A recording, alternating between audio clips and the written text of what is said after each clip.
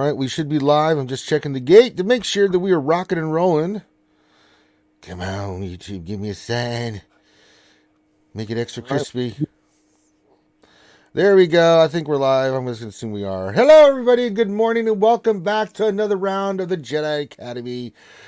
Episode 1 quadrillion something. I don't know what it is. We've done so many of these that we've lost track. But welcome to the longest running live Q&A show on the Star Wars Galaxy Heroes community. I'm your host with the most, Ranger J 1999. Joining me today, we've got our returning champion from down under, Heinzie, the preloader. Good morning, guys. Always good to be here. I'm That's right. sorry, been a bit crazy the last few weeks, but absolutely thrilled to be back. Yep. And then also joining us, we've got the troll extraordinaire, Dr. Finn Medicine Woman is here with us. Howdy, people. Uh-huh. And we are here. If you're wondering what this is a straight Q&A show about Star Wars Galaxy of Heroes, the mobile game. And we're here to answer all your Star Wars Galaxy of Heroes questions and get and give you the answers, hopefully, and advice that you need. And it's pretty simple in how it works.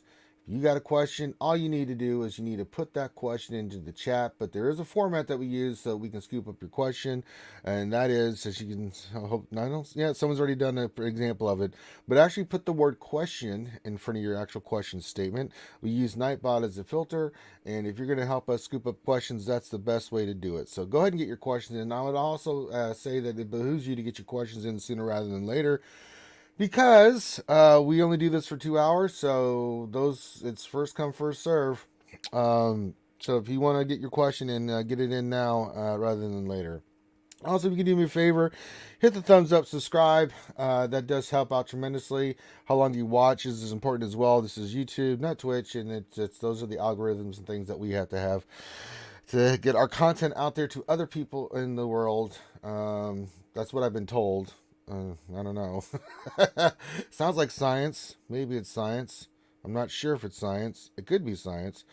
But yeah, I hope everyone's having a great morning. I know I hung out with Heinzie again on the grid session last night. It was a blast. Learned some things about GOM that I don't want to repeat here.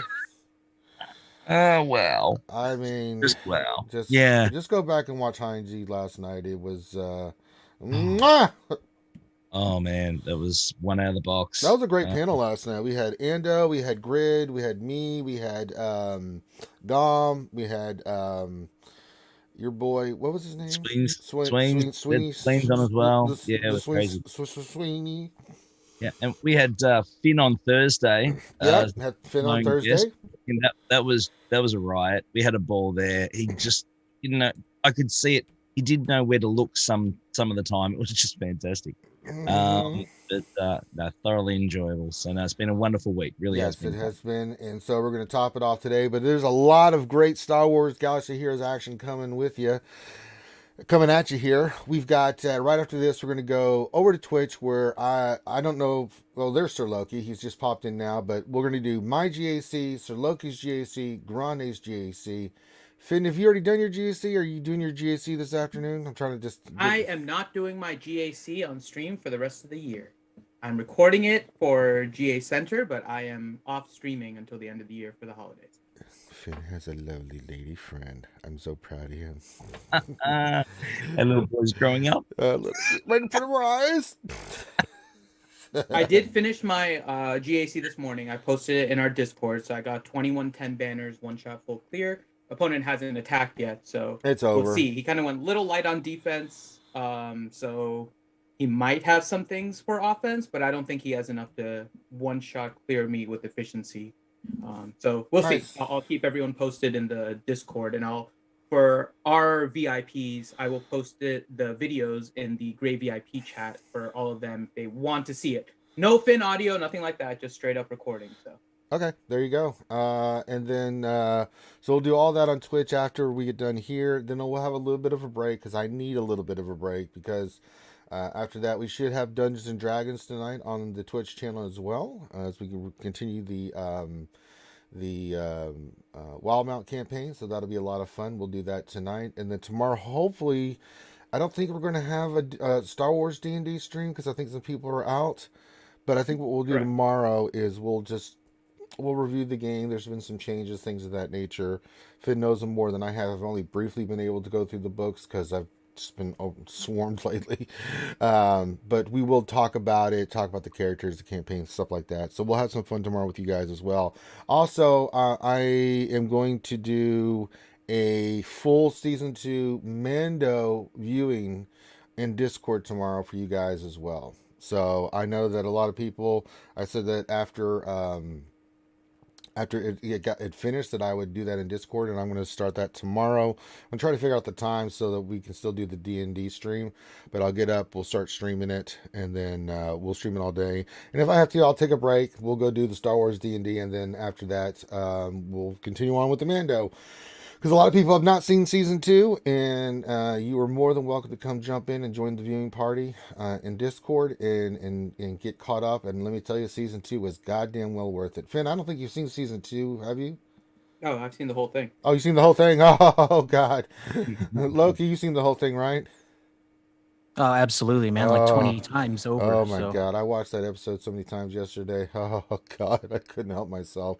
But we're not going to talk about it here. No spoilers or anything. And if you want to wait and see it, then all you need to do is jump in the Discord tomorrow. Let's start, like, RSG's little Christmas present to everybody. You can come watch the Mando season 2 in the Discord tomorrow, and I'll play it, and I'll post in Discord when I'm going to start that, so you guys can go in there and watch it. So it'll be a lot of fun. You guys can hang out, bring your drinks, bring your snacks, and we'll stream it for you guys and get you squared away. So there you go. We have someone else that joined us. Wait a minute. I see another name in here. Let me see who that is. It's Clash. Clash. He'll save every one of us. Clash. And he's silent. I guess he's going to save us silently. The power of mute. For it is strong. It's a strong power. Well, hopefully Clash will be able to join us. Speaking of Clash, holy shit, Loki, that is a walking in a winter wonderland There's shirt Clash. there. Clash. Where the hell is Clash? What's up, guys? Oh, he's I'm driving. Yes.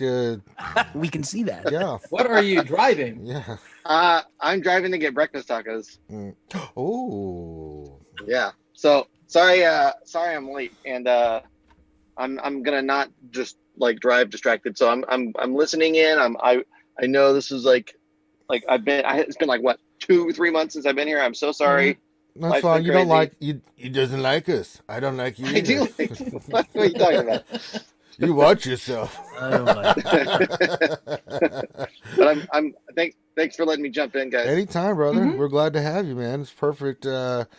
Yes, Darsign says the crotch shot was amazing. Yes, we did get that good, clean crotch shot of Clash. I'm fortunately wearing pants today. So. Yes, thank God. And then we've got Loki with the horrible sweater. I love the sweater. That's a minion, right? You have a Christmas minion. It's a minion sweater, yeah. Christmas Yeah. minion That is sweater. What? Look at Oh, that. is the 'Cause it's minion Christmas wearing a next week. I sweater? know, it's Christmas. It's Is the Christmas. minion Loki? Is the minion wearing an ugly sweater? Yes, he is. It's like a sweaterception thing. Oh my God, that is awesome. Yeah. yeah. It is Loki wearing a sweater with a minion wearing a sweater. That is fantastic.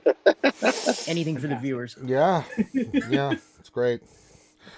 Although Finn wore his crazy Christmas sweater yesterday, along with his hat that lights up. It was great. We had a great stream on SWGOH yesterday, last night. So yeah, got a lot of stream for you guys today. So going to be a lot of fun. And let's kick it off. We got everybody here so far. Let's rock and roll. What we'd like to do is the questions come in hot and heavy off the presses. Keep getting your questions in, guys. Can't stress enough. There is a cutoff time. So the sooner you get your questions in, the better.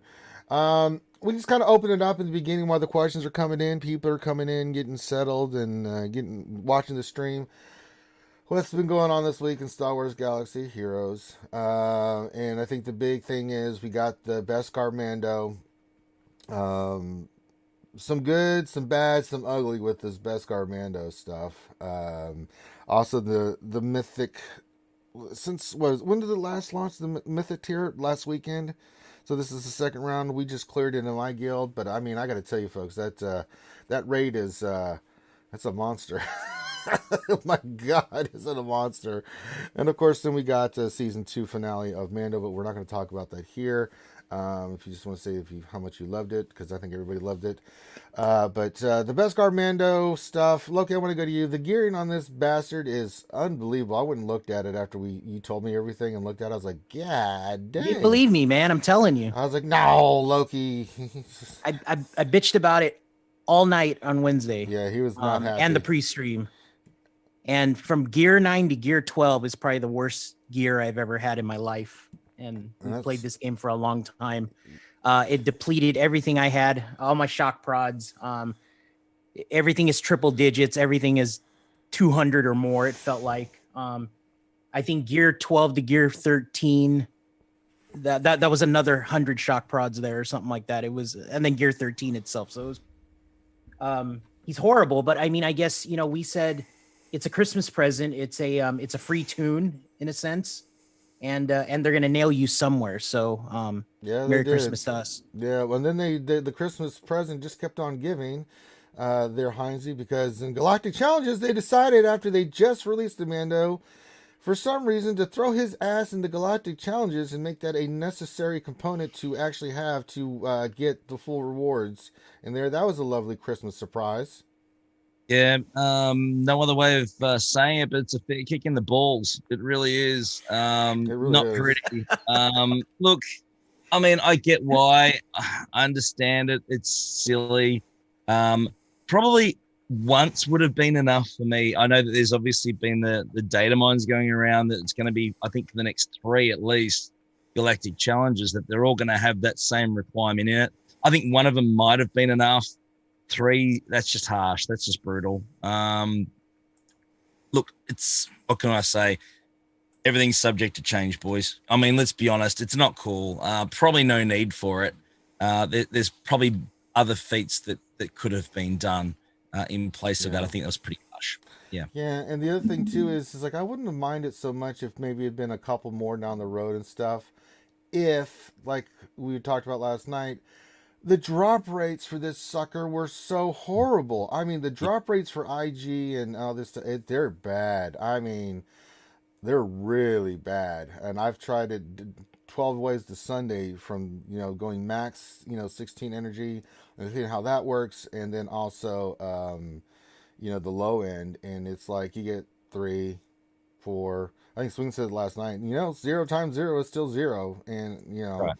I mean, I've had a couple where it's like, you do like the lower tier ones. I only got 1 pull. Like I got 1 shard. I'm just like, wow. So I think that's the other thing that's contributing to the backlash over this. However, the event was pretty amazing. I must say, Clash, I know you did it. I thought that the event itself, which is why I was excited initially till they did all this other nonsense, it's pretty badass. I loved the event. I thought it was really good. Yeah, I thought the event was cool. I went back and redid it with the sound, and it was even cooler. So, I hear you guys on the requirements. Obviously, everyone got to see me. The people that tuned in whenever I unlocked them got to watch me turn white as I got to gear 12, and just realized like, oh man, this is I posted a meme the other day that was like the Tiger King guys, with the Mandalorian helmet on, saying, "I'm never gonna financially recover from this," because it was intense. And I, with the challenge, I that does confuse me too, because what I would have preferred they do is just like a bonus. Yeah. Right. Like, don't hold out the people that couldn't get them immediately from the top reward. Just make it a second tier. Like, hey, guess what? You guys that did this, because we know that it sucked to get them geared up. If you did, here's here's an extra couple of mats for your relic, or for your mods. That would have been okay, cool. Throw them a bone, but don't like punish everyone else that didn't get them the day one. That seems kind of cruel to me. Well, yeah, because the gear crunch in this game is it's been amped up again with Relic 8 on top of just salvage, but the gear crunch itself, especially with newer characters being introduced to the game, it's a lot, right? And so, when you get a character like this, yeah, you get him for 7 stars, but that's like the beginning phase of the long journey that you have to go on. It's the gearing that is really the thing that holds a lot of characters up. And whether it's Moff Gideon or if you worked on Mando or Grief, or you have to have the gear. And plus, everyone's still, if you're still working on your roster, you have other characters you're trying to work on. Like, if you're a newer player or mid-tier player, it's either Gas, Darth Revan, you're just now getting to your Galactic Legends. If you're higher than that, then you are working on Galactic Legends, and so that really taps you. I think we all sit here and then talk about how doing all the Galactic Legends in Jedi Knight Luke, I mean, that really just sucks the gear right out of you. So unless you spend a fortune, you have to wait a while. So I don't know. It was crazy. Finn, do you have any thoughts on this, my friend? Yeah, and I have a feeling I might get all of you guys to hate me. Of course. But I actually kind of like the way they did this Galactic Challenge. There's one aspect that I don't think that should be forgotten, is that the Legendary went directly to the Journey Guide, right? So there's no wait. You don't have to wait 3 months for Beskar Mando to return. So you can get Beskar Mando whenever you want. I thought it was actually nice that they made it so that anyone that's spent in order to get the Mando characters could then get this, and other people had to wait at least one round, because we're not going to see Beskar Mando as a requirement for every Galactic Challenge, right? It's just, this is the one. No, there's more coming. He was just, I'm sure there's more coming, but Beskar Mando is available for everyone to get now whenever they want as part of the Journey Guide, rather than their typical 3 to 4 month cadence in the return of Legendary events prior to a year, when then it goes into the Journey Guide. So they made it available to everyone. They added the Beskar Mando as a feat, rewarding anyone that was able to get him. Now, the gear part is different. The gear part is harsh, for sure. But you don't need to gear Beskar Mando for this. You just stick him on a team with the Galactic Legend, because most people that are going to be able to get the Mando character can just stick him on with Gear 1 onto a Kylo or a Rey or something like that, and just complete the feat. So I thought it was actually a nice way for them, because what they've been doing in this game has been rewarding the people that have spent. The spending on the gear was not necessary for the Galactic Challenge. It was only getting the characters up to 7 stars so that you could complete the event and unlock him. Once you unlocked him, you could do whatever you wanted. You don't have to use resistance with Beskar Mando. So that's why I thought this was actually a little bit of a good move on CG's part, because they're doing more in this game to reward the people that are spending. Now, the amount that they're asking them to spend is getting to be higher and higher, and that goes more to the gear aspect. But the Galactic Challenge part, I didn't have any issue with. I thought it was actually smart on their part to reward anyone that got the 7-star Mando characters. But that's just kind of my view on it. Yeah, I'm going to push back and say that it was just immediately. It's one of the things that they'd gotten away from, and what I've been praising for is Wednesday Beskar Mando, Friday Galactic Challenge. Really, I mean, and it's not like the people that are, I've spent a ton of this game. I got Galactic Legends and all kinds of stuff in this game, right? But you don't just throw a character like that in there, especially when and I agree with you, Finn. I think it was a nice move for the Journey Guide. However, the farm on this sucker is ridiculous. I mean, the drop rates are really horrible. So, I saved up a ton of Cantina energy and used crystals to be ready for it. And then the drop rate happened. It's like, I'm not getting this character for months. And then on top of that, you're going to tie Galactic Challenges, which is that gear, especially for someone that's even a higher tier player like myself. Some of those gears that, for those mats and stuff that you need for slicing materials, you just cock blocked me into now having to make a decision. Do I spend to go get these characters so I can get those pieces that I need to slice for slicing materials? That's the thing, is that, it was just unnecessary. I mean, everything you said, Finn, was correct.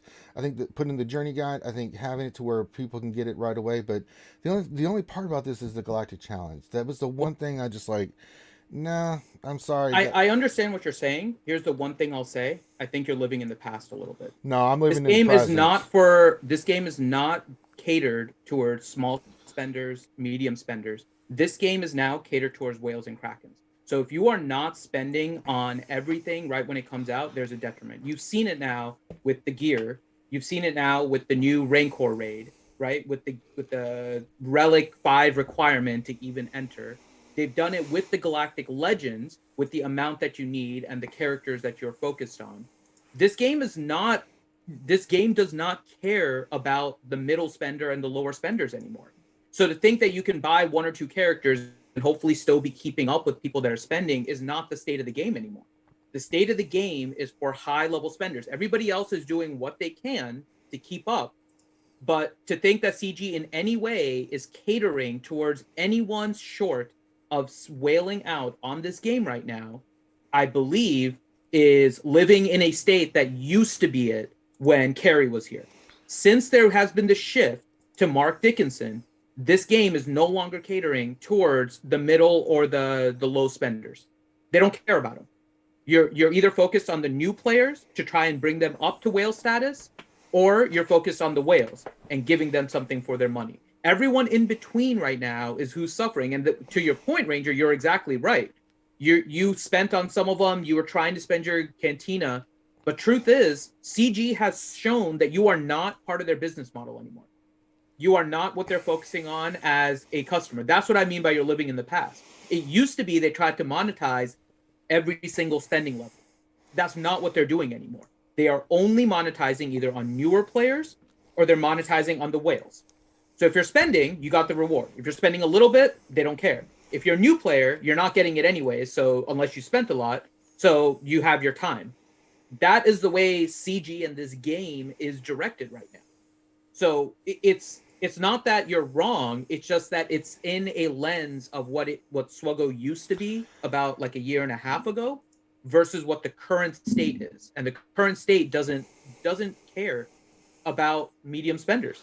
We've talked about that a lot too, right? They're just, the medium spenders are getting thrown to the wayside. Either you're a heavy spender, you spend for fun and you don't care about the rewards, or you don't spend anymore.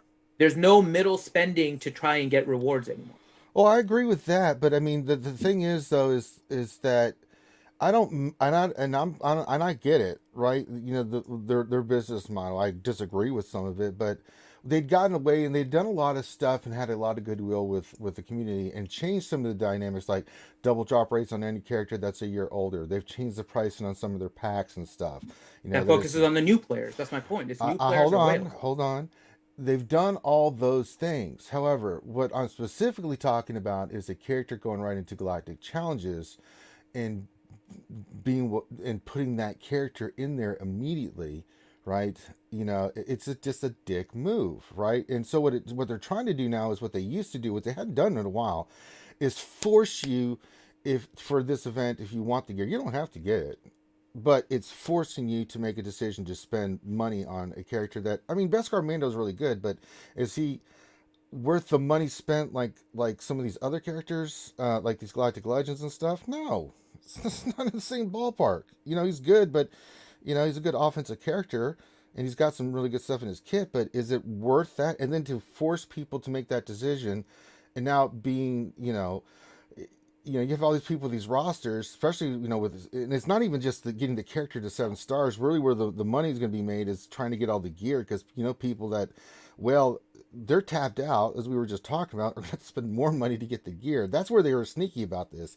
7 stars is easy to get. Like, if you spend some money on the character shards, it's really not that much, but it's the gearing that's really going to cost you. As Loki was telling you about, he tapped his ass out.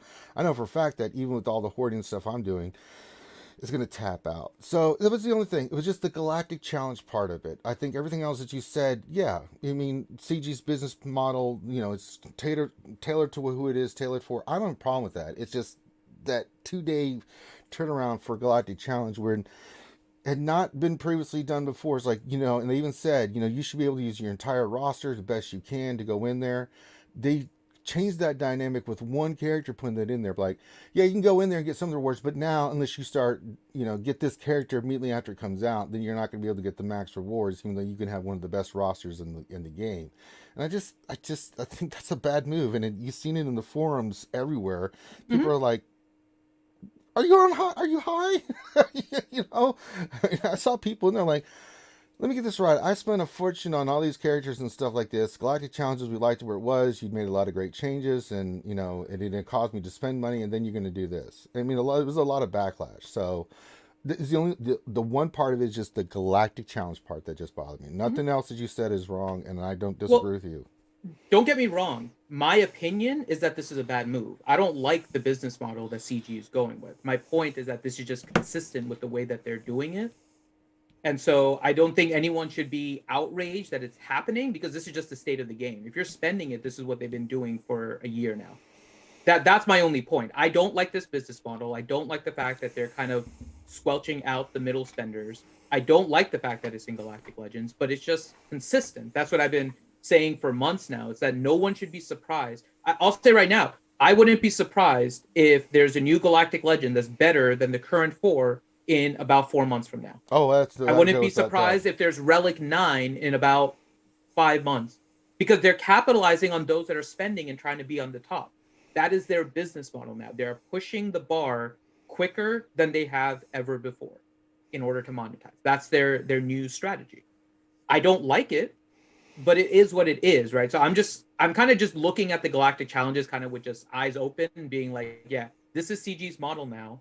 And given that model, I thought that this wasn't a bad thing, because anyone that's spending got the bonus things. And if you didn't spend, and CG only cares about their high-level spenders now, they're giving that reward. Everybody else is kind of just like, well, they're telling you to go kick rocks. Well, they've been telling you to kick rocks for a while now. So that's my only point. But I do agree with you. I don't like this as just looking at it as a player. Yeah, I'm not a fan of the way that they've been handling this, but that's also why I'm not spending my money on this game, is because they've been doing this kind of stuff and I don't trust them with my money. Yeah, I've been changing, and I haven't welled on every character. Like some I was like free to play. Like, for instance, I did Django and Creed because I looked at their kits. I thought those are really good characters, right? I really want those characters because I love the Mando. But I didn't go crazy for Kara.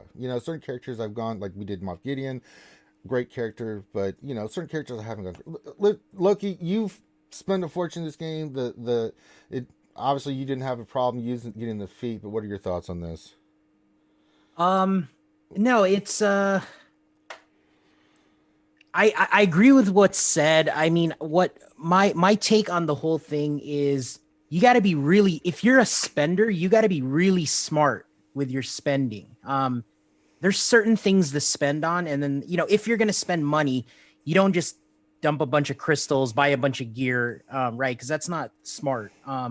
So I've said it numerous times that they throw they throw a couple characters at you, and then you got to decide, okay, do I want this guy day 1 or can I get him day 90, right? Or something like that. And I've been looking at this because you look at the packs now, right? Like you can get Grief, you can get Kara now, shards and all that. And all of it is cheaper than what it was when they released them. So if you're going to spend I think you know what I'm trying to say, right? Is you wait, like Finn mentioned the new business model. This is new for us right now, right? Like what they're doing, they're reactivating the $10 pack, right? Like they haven't done certain things ever yet. So I think they're trying something. But my point to the whole thing is, I think the double drop thing or the announcement of the bonus drops, I got screwed on that. Everybody got screwed on that. I had like 1,500 Cantina and I got like 30 shards, right, of Quill. Like I needed Quill. I didn't whale on Quill. And I learned this, they came out with that Journey pack, the 350 crystal pack. I pulled 4 packs and I got 110 shards of Quill. And that's what I needed. Instead of me whaling on Quill in the beginning, I decided to buy those 350 crystal packs. And, the math for me worked out because it's either I spend a 200 refresh on a Cantina node, right? And I only get 1 shard, or I take my chances or whatever. But everything is a chance, right? So what I'm getting at is I think they're rewarding, and I don't know how to say it. It's the whales that have spent wisely, if that makes any sense to us, because you can sit there and whale on mods all day as a whale. And some whales do that. Some whales spend on characters, and some whales spend on gear. And some whales spend on relic mats. Like they're creating these different spending habits now. You obviously don't want to be the catch-all. You don't want to be the guy that goes into the casino and plays craps, slots, blackjack, baccarat. You don't want to play all the games, right? So if you are going to spend, and sorry, I'm going off on a tangent, but what I'm getting at is you got to see what CG's doing now.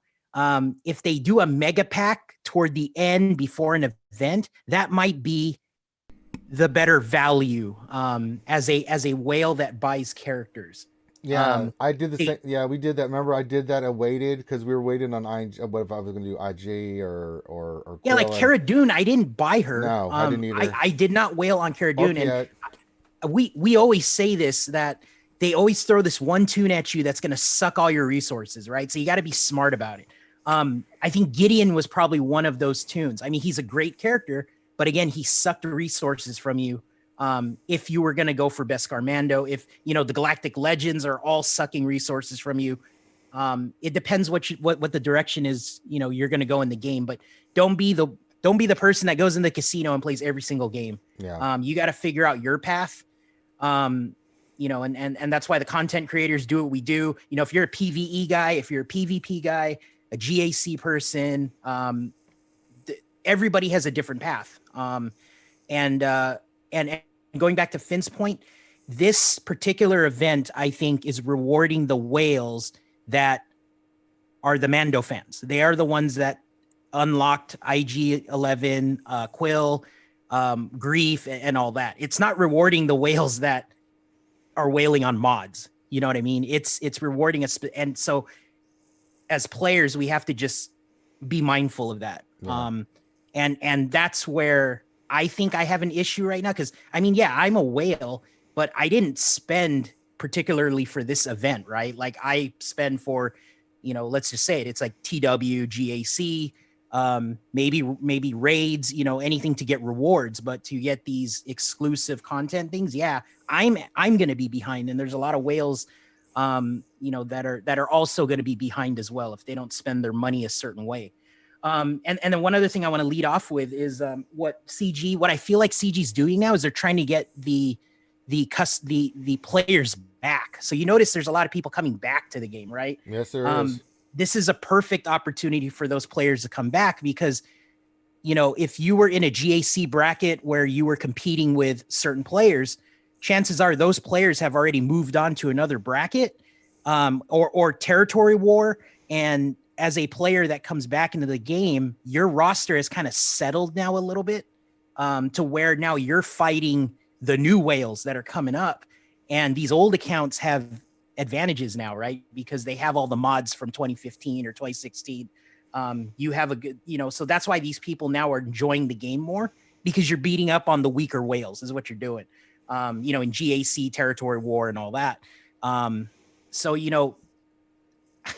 My hat's off to CG. It's a brilliant plan. I don't like what they're doing though to us, but we're all here talking about the damn game for free, basically. And we all love the game. So that's what they're looking at, right? And they're speeding everything up because everything is a double drop now. They got Hyperdrive Bundle 1 and 2. They got all this stuff in the game to speed you up. So what Finn is doing is he's not, and players like Finn is you're not falling into the trap to speed yourself up, right? You're having fun in that bracket for territory war, GAC, and all that. Bottom fluffer. Exactly.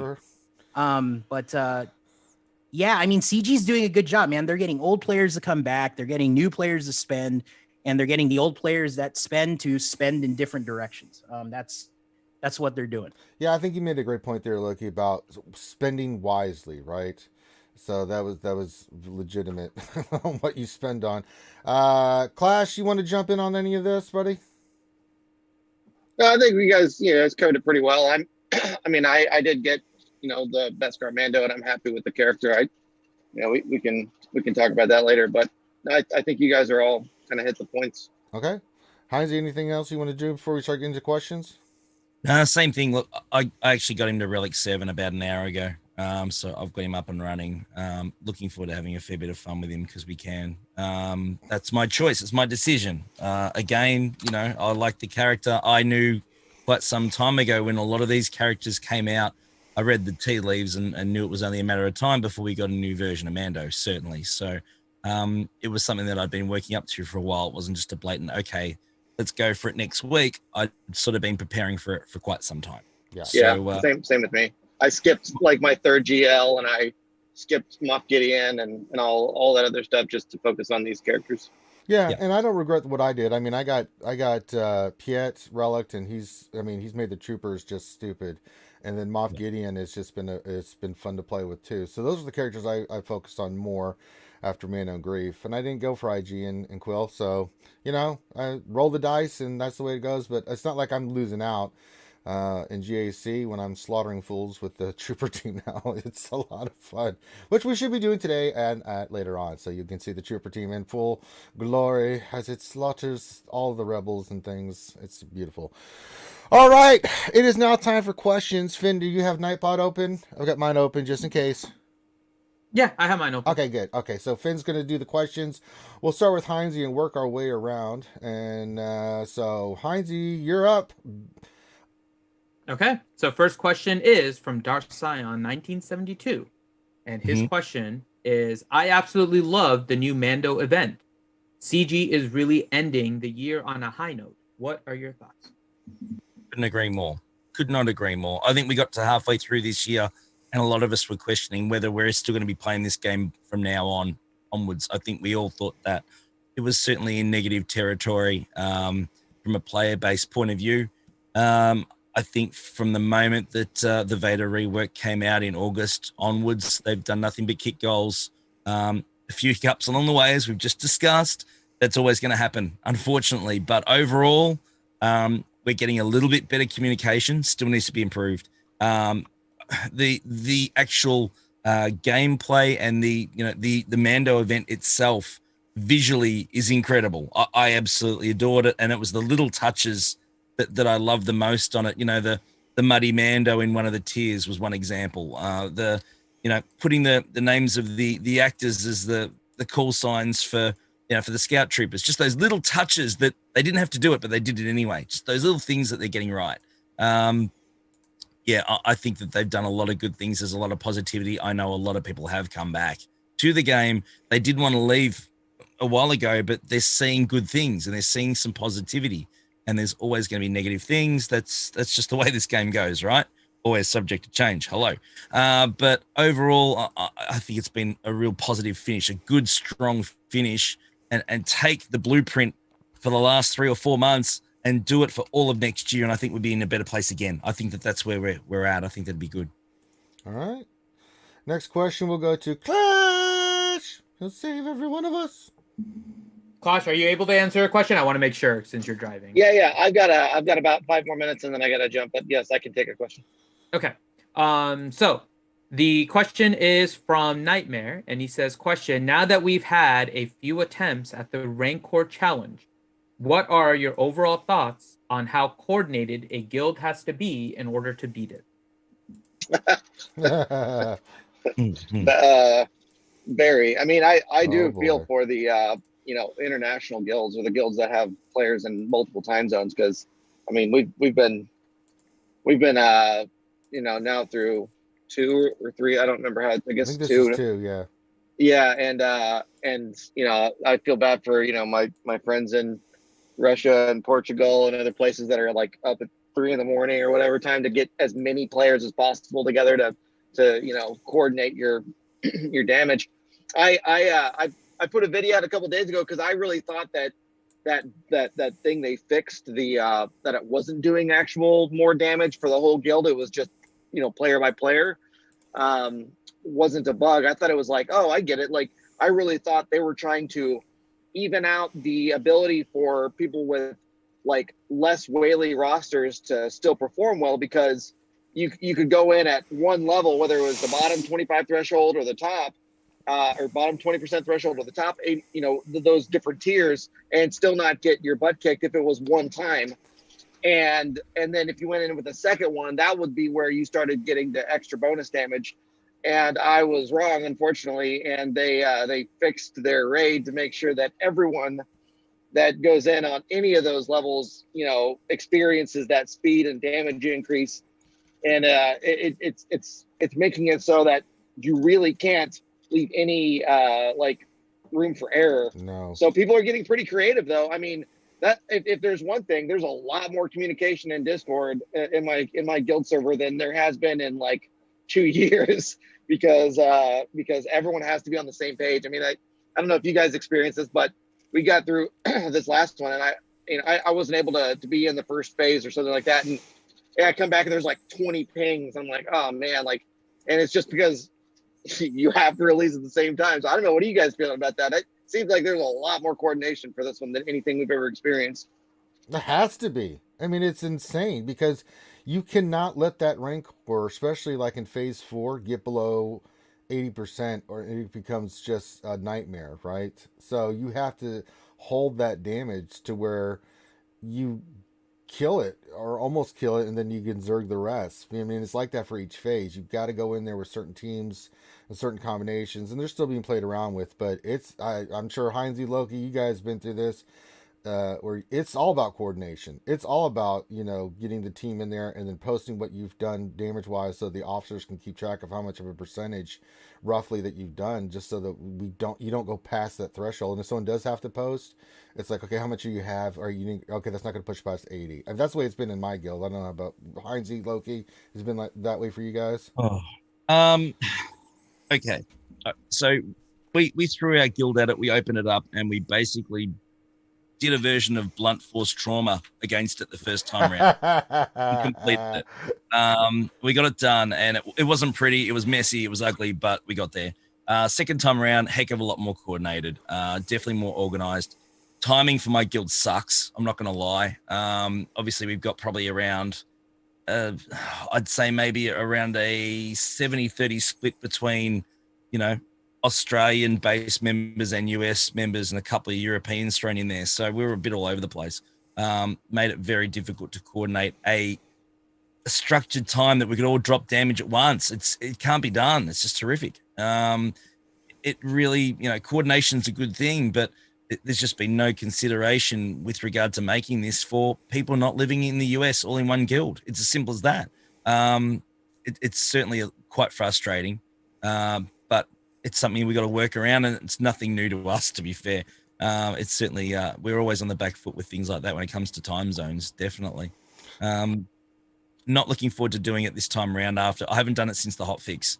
It's going to make it even worse. It's nasty, McNasty. I was doing phase 4 yesterday, and I mean, I barely got maybe 1 hit in or 2 hits in before the Rancor completely wiped me out. I mean, once it drops below 80, it's pretty awful.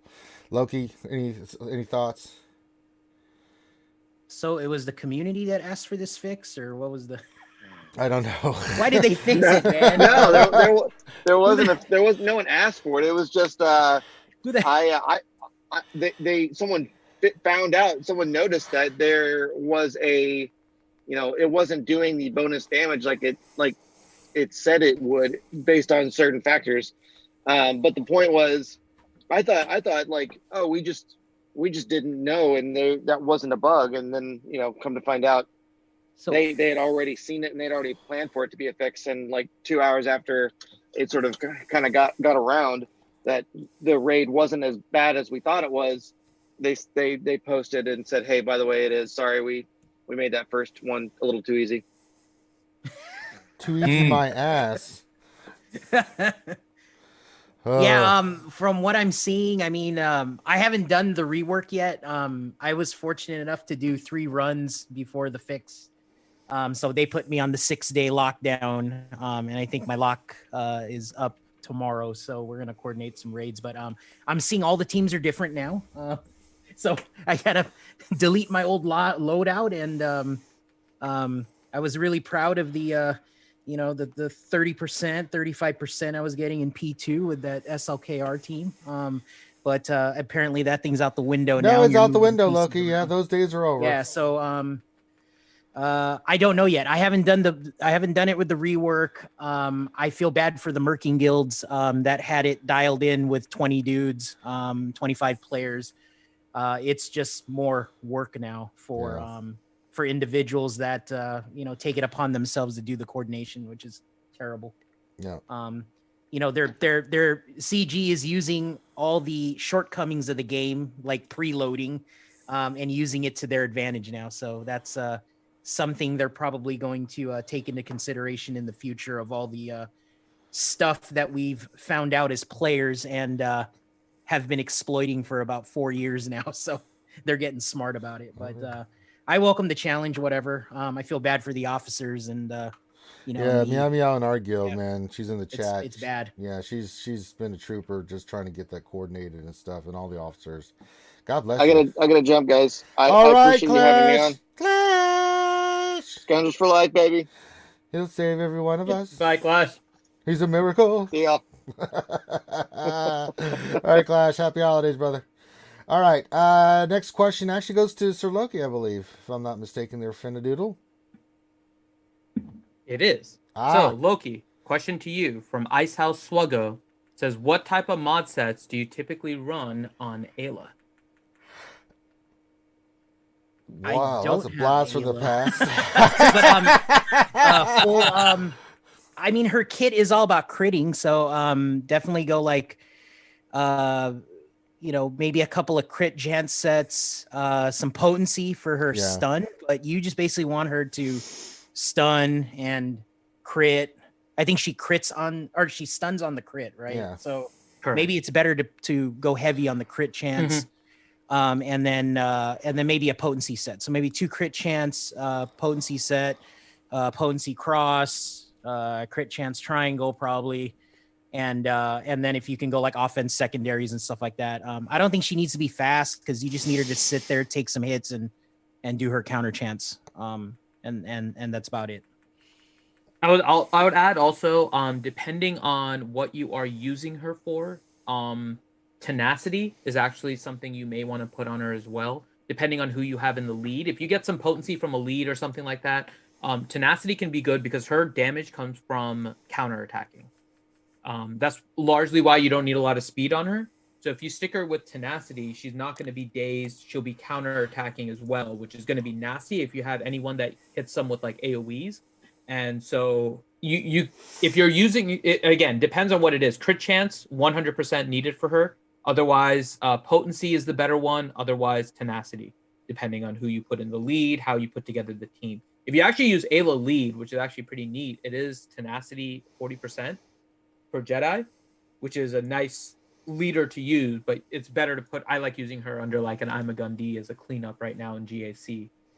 Well, there was that 3v3 team. Was it it's like Ayla lead with Jolie Bindo, and then Jolie gets all the tenacity bonus from the lead, and he gets all super tanky. But yeah, you can have fun with her. But like her, I agree with you. Her main thing is to counterattack. That's it, and stun. All right. Yep. Okay. You go to me for a question just to keep the cycle going there, Finn. Okay. Next question is, let me see. So we have this one. We have some fun questions in here. Although, I think this one might be a spoiler question, so we'll skip that one. Yeah, let's not do that. Yeah. I'm not 100%. This one I'm not. I'll send it to you in Discord, Ranger. You tell me, because I'm not 100%. But I'll give you another question. You here. direct message me, or you put in Finn stuff? Yeah, I'll send it to you in a PM in Discord, because it's a lore question, but I'm not sure where the lore is. Oh, they're trying to. Okay, let's see. So send that to me. But in the meantime, question to you is from Darth Sion 1972, and he says, any thoughts on how CG could change the meta in Arena? Should any new Galactic Legend not be beaten by the old Galactic Legend? No, I think actually the Arena meta is in a really good spot. I mean, you're seeing all the different teams. I'm still seeing Kylos. I'm still seeing Palps. You're seeing Lukes. You're still seeing Rays. I mean, you got 4 different teams. And I also see people still climbing with like their Darth Revan counter just to work on it, or they're using their Jedi Knight Luke counter just to practice on certain things. So, I mean, it's actually in a pretty good spot. I don't care about like the newer Galactic Legend being able to be more powerful than the old ones. Obviously, they're not. I mean, Palpatine on offense is pretty solid. Luke is pretty solid. But the fact that you get 4 different teams and each of those can help you climb an arena, that's a good thing. That's what we want. I don't want a new Galactic Legend to come in and then wipe all that out, where we just have that one team that everybody has to get, like Jedi Knight Revan back in the day, where we all had Jedi Knight Revan. and we all had to face each other, and we all had 4.5 minute matches, and it's how you climbed every day. We don't want that. We like the four different teams that can, any of those teams can beat the other ones. It's just an arena, and I think it's in a perfect spot. I don't think we need to be dicking around with that. No, I can answer that one. That has nothing to do with. Okay, I didn't know when it came in, so that's why, because I'm not the lore. Do you want me to go answer that? So we'll bring that up after. We'll do that. Okay, remind me. Yeah, but that one's okay. Yeah. Okay. So back to Heinzie up at the top. So Nightmare question: do you think that adding Beskar armor Mando into Resistance Galactic Challenge was an accident on CG's part? Not an accident. No way. No way. That was blatantly, that was planned. It was planned to do that for the reasons that were discussed earlier on. Again, it's a bit of a punch in the guts. For those that haven't got it, here I am. I've got to be careful saying that because I have him and I did it. So it's a bit hypocritical for me to say that because I got it myself. Yeah, I don't think it's warranted. They didn't need to do that. They could have done other feats, especially so soon after the character's been released. It's cheeky. It really is cheeky. I blame Finn. I mean, it's not wrong. Yeah. All right. So, next question, Loki. So, more on Beskar Mando right now. Darth Scion 1972 asks, what's the best way to mod Beskar Mando? Right now I have an offense set. So he's super slow. I wouldn't waste your time with speed on him. You want him to hit hard. And I think he gets bonus, or he gets protection recovery based on his protection. So I did a offense set, a health set with all protection primaries on him. I even think I put a protection triangle on him, but he's super tanky, and then he has 10,000 plus, 11,000 plus offense, and that's all you need him to do is sit there, get the whirling birds off, and do his thing. So yeah, it's like gas, Luke. Whistling birds, whatever it's called. So, yeah. Okay, so then Ranger, we'll come back to the question to you. Yes. That was asked earlier, and the question was from Obi-John72, and he asked, how did Boba Fett get that big dent in his helmet? Well, one day Finn offered him fruit snacks, and he smacked him with his helmet. And that's true. Yeah. I mean, that hurt too. If you Beskar on Skull does not work out well. I'm just throwing this out there. If you ever try it, be on the Beskar side, not on the Skull side. Well, it's interesting in the lore perspective because I think the dent was there in the original trilogy, and it was just there. But what they did in the prequels is, because this is Jango Fett's armor that Boba inherited, in Attack of the Clones, when Obi-Wan's facing Jango, at the end of the fight, he throws Obi-Wan over, and he's going back to his ship. You see him bang his head against the ship's entrance, and then that's where the dent comes from. So if you go back and watch Attack of the Clones, you'll see that that's where the dent came from, and then Boba just kept it. It was part of his armor. There you go. Lore question answered. Huzzah! Huzzah! Okay. The Galactic Chase, the greatest event ever with these 1% drop rates. All right, so that gets us to the next question. So I think, so Heinzie, I'll tell you right now. So the question is legitimate. However, we do have to tread carefully because it does refer to Mando season 2 a little bit. So. Okay, I'm good at no spoilers. Yep. It's busting me not to talk about it. Let's be clear. I know. Right? But with everything in the game, it's hard not to, right? Because we know that there's going to be content associated with it. So we'll try our best to kind of answer without spoiling. So the question is from NR Wilson. And his question is, Mando Beskar being a gear hog, to me, means he's going to be needed for another bigger event. What is your take? Look, at some point, again, this is killing me bad. Just say yes. Yes. Answer is yes, straight up. Yes, it'll be needed. Okay, here's what we'll do. You know what? I just goodness. thought of what we'll do. Okay, so this is what we're gonna do. We are going to answer these with spoilers at the end. Because I think we have to answer them. Let's just be honest. At some point, We we have to do, answer we these. We can't do do. it. So we are going to save the questions where there are going to be spoilers for the end. So we'll do our normal stuff. We'll answer the questions now. We'll do the fun questions. We'll let everyone pimp their stuff. And then I'm going to start saving spoiler questions. So everyone just be ready. We'll announce that it's going to be spoiler time. All right, so we'll end this. So we'll do the be ready. pimping stuff earlier then. Okay. Yeah, we'll add an extra segment at the end to answer questions that will require us to give spoilers. So let's do that, because I know we all want to talk about it, especially the latest episode, but we want to respect those that haven't seen it yet. So we're going to save it until the very end. So we'll just keep that as the thing. So I'll give you a different question here. So Ice House SWGOH has a question than Heinze, and the question is, what's more frustrating for Galactic challenges, requiring a relic level or a brand new character that not everybody has? I don't like the relic gate at all. I'm glad they removed a lot of elements of it. I understand that certain tiers are harder to complete without those requirements, but there's a lot of great theory crafting people out there that could complete those tiers that are very, very clever, but might not have that relic level.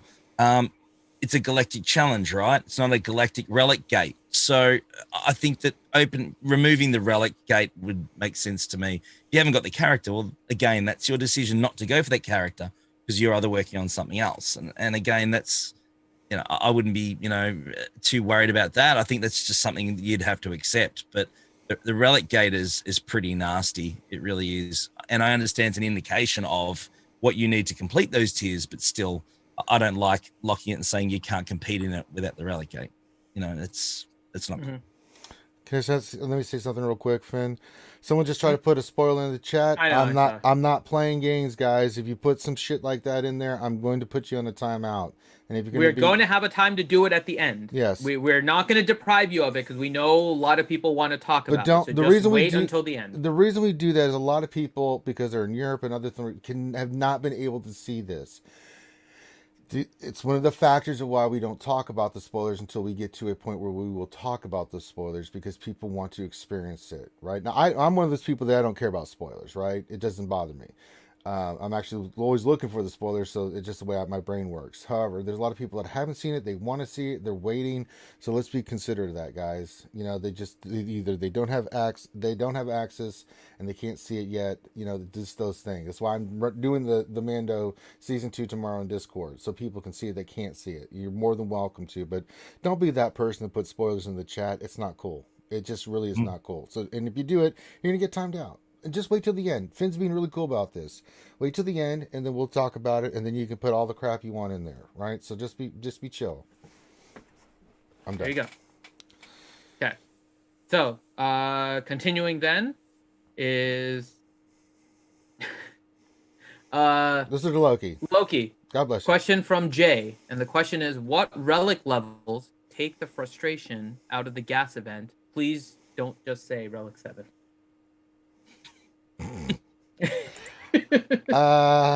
What's your video? I mean, Finn, you got a video on the whole thing. Yeah, I need to make a video on phase 2. We made phase 4. Okay? So frustration is kind of an interesting point behind this, right? Because that's going to be relative to the person. From my end, I only had a total of 2 relics for the entire event: Kenobi at relic 5, B1 at relic 5. I had no other relics. Everything else was gear 12. Phase 2 is particularly easy if you have the correct speed sequence. Ranger and I did it with Remon and his mods, right? So you can do phase 2 fairly easily. Kenobi is the key to just survive in that, and if he can take the hits, you're good.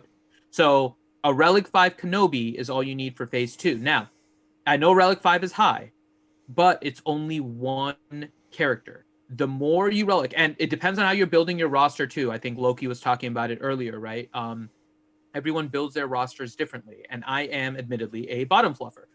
What that means is that I want to avoid having unnecessary relics. So even though I may be able to do the gas event a little bit easier with more relics. They are not necessary relics for me and those teams.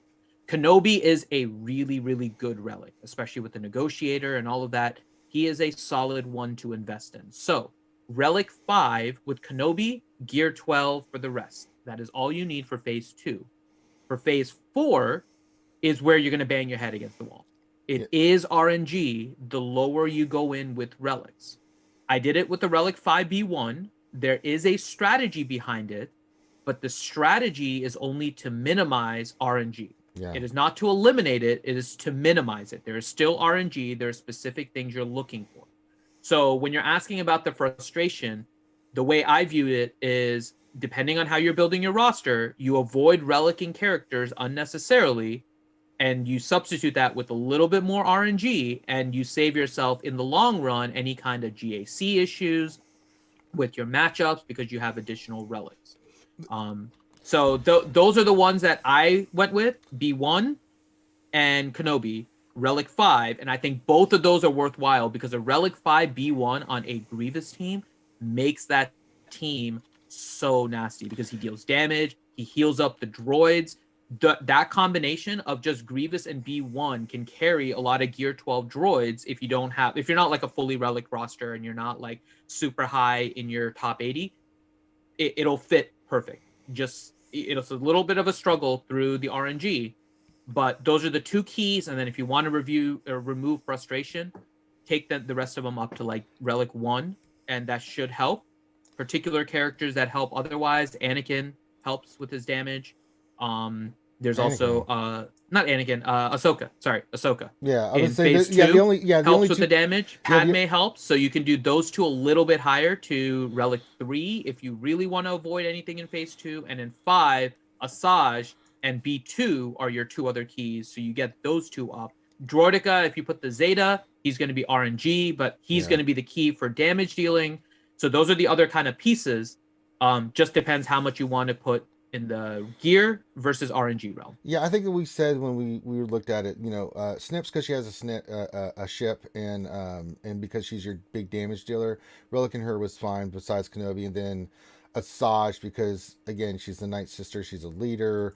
You use her in Darkside TB for the Dooku event. If you relic her, that's fine too, and you can get away with it tier 12. But Finn's absolutely right. You can follow the strategy all you want.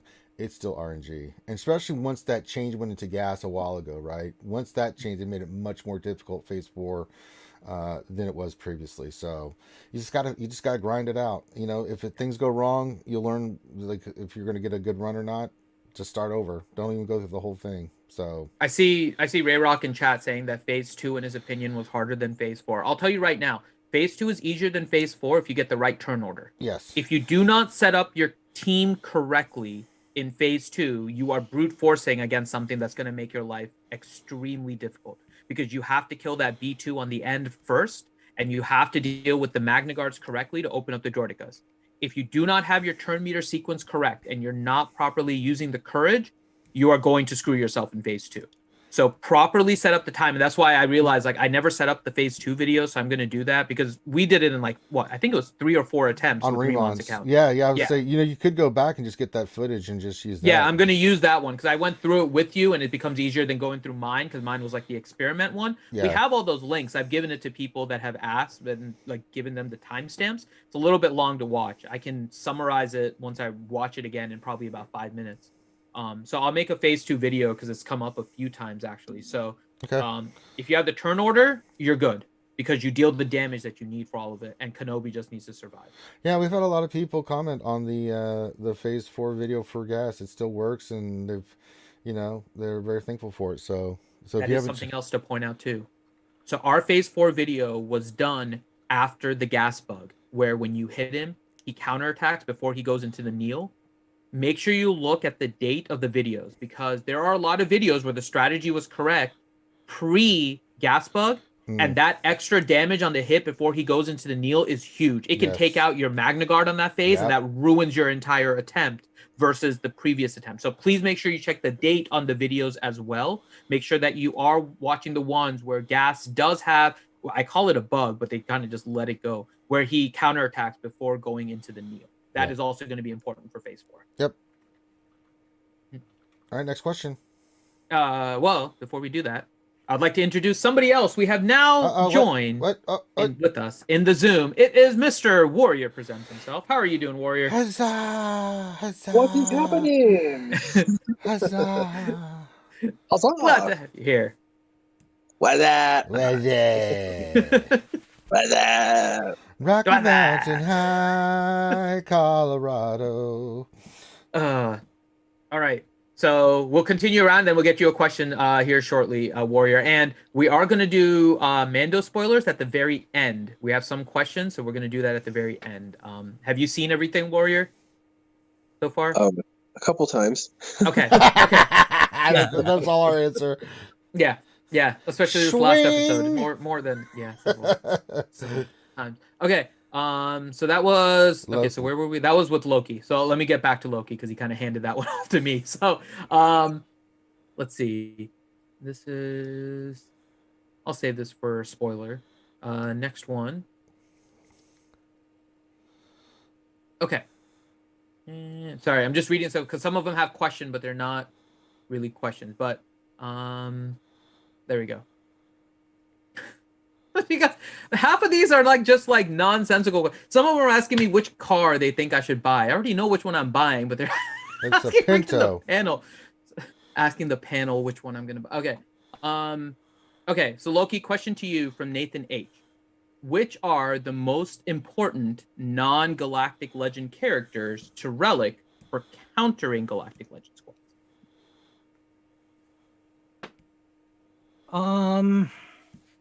Damn, where do I start, man? Just do the Luke team. Vader? Vader's probably the most important one. Do the Luke team, buddy. I know that you that's non-Galactic Legend. Was it Gas? Yep. So I mean, our most recent GAC videos that Ranger and I have done, streams. We showcase Gas 501st taking down Ray Jawas, and so I mean, Gas, the 501st, the Vader squad. So it's like Vader, Piet, Treya, who's on that team? Thrawn, Wat Tambor. Yep.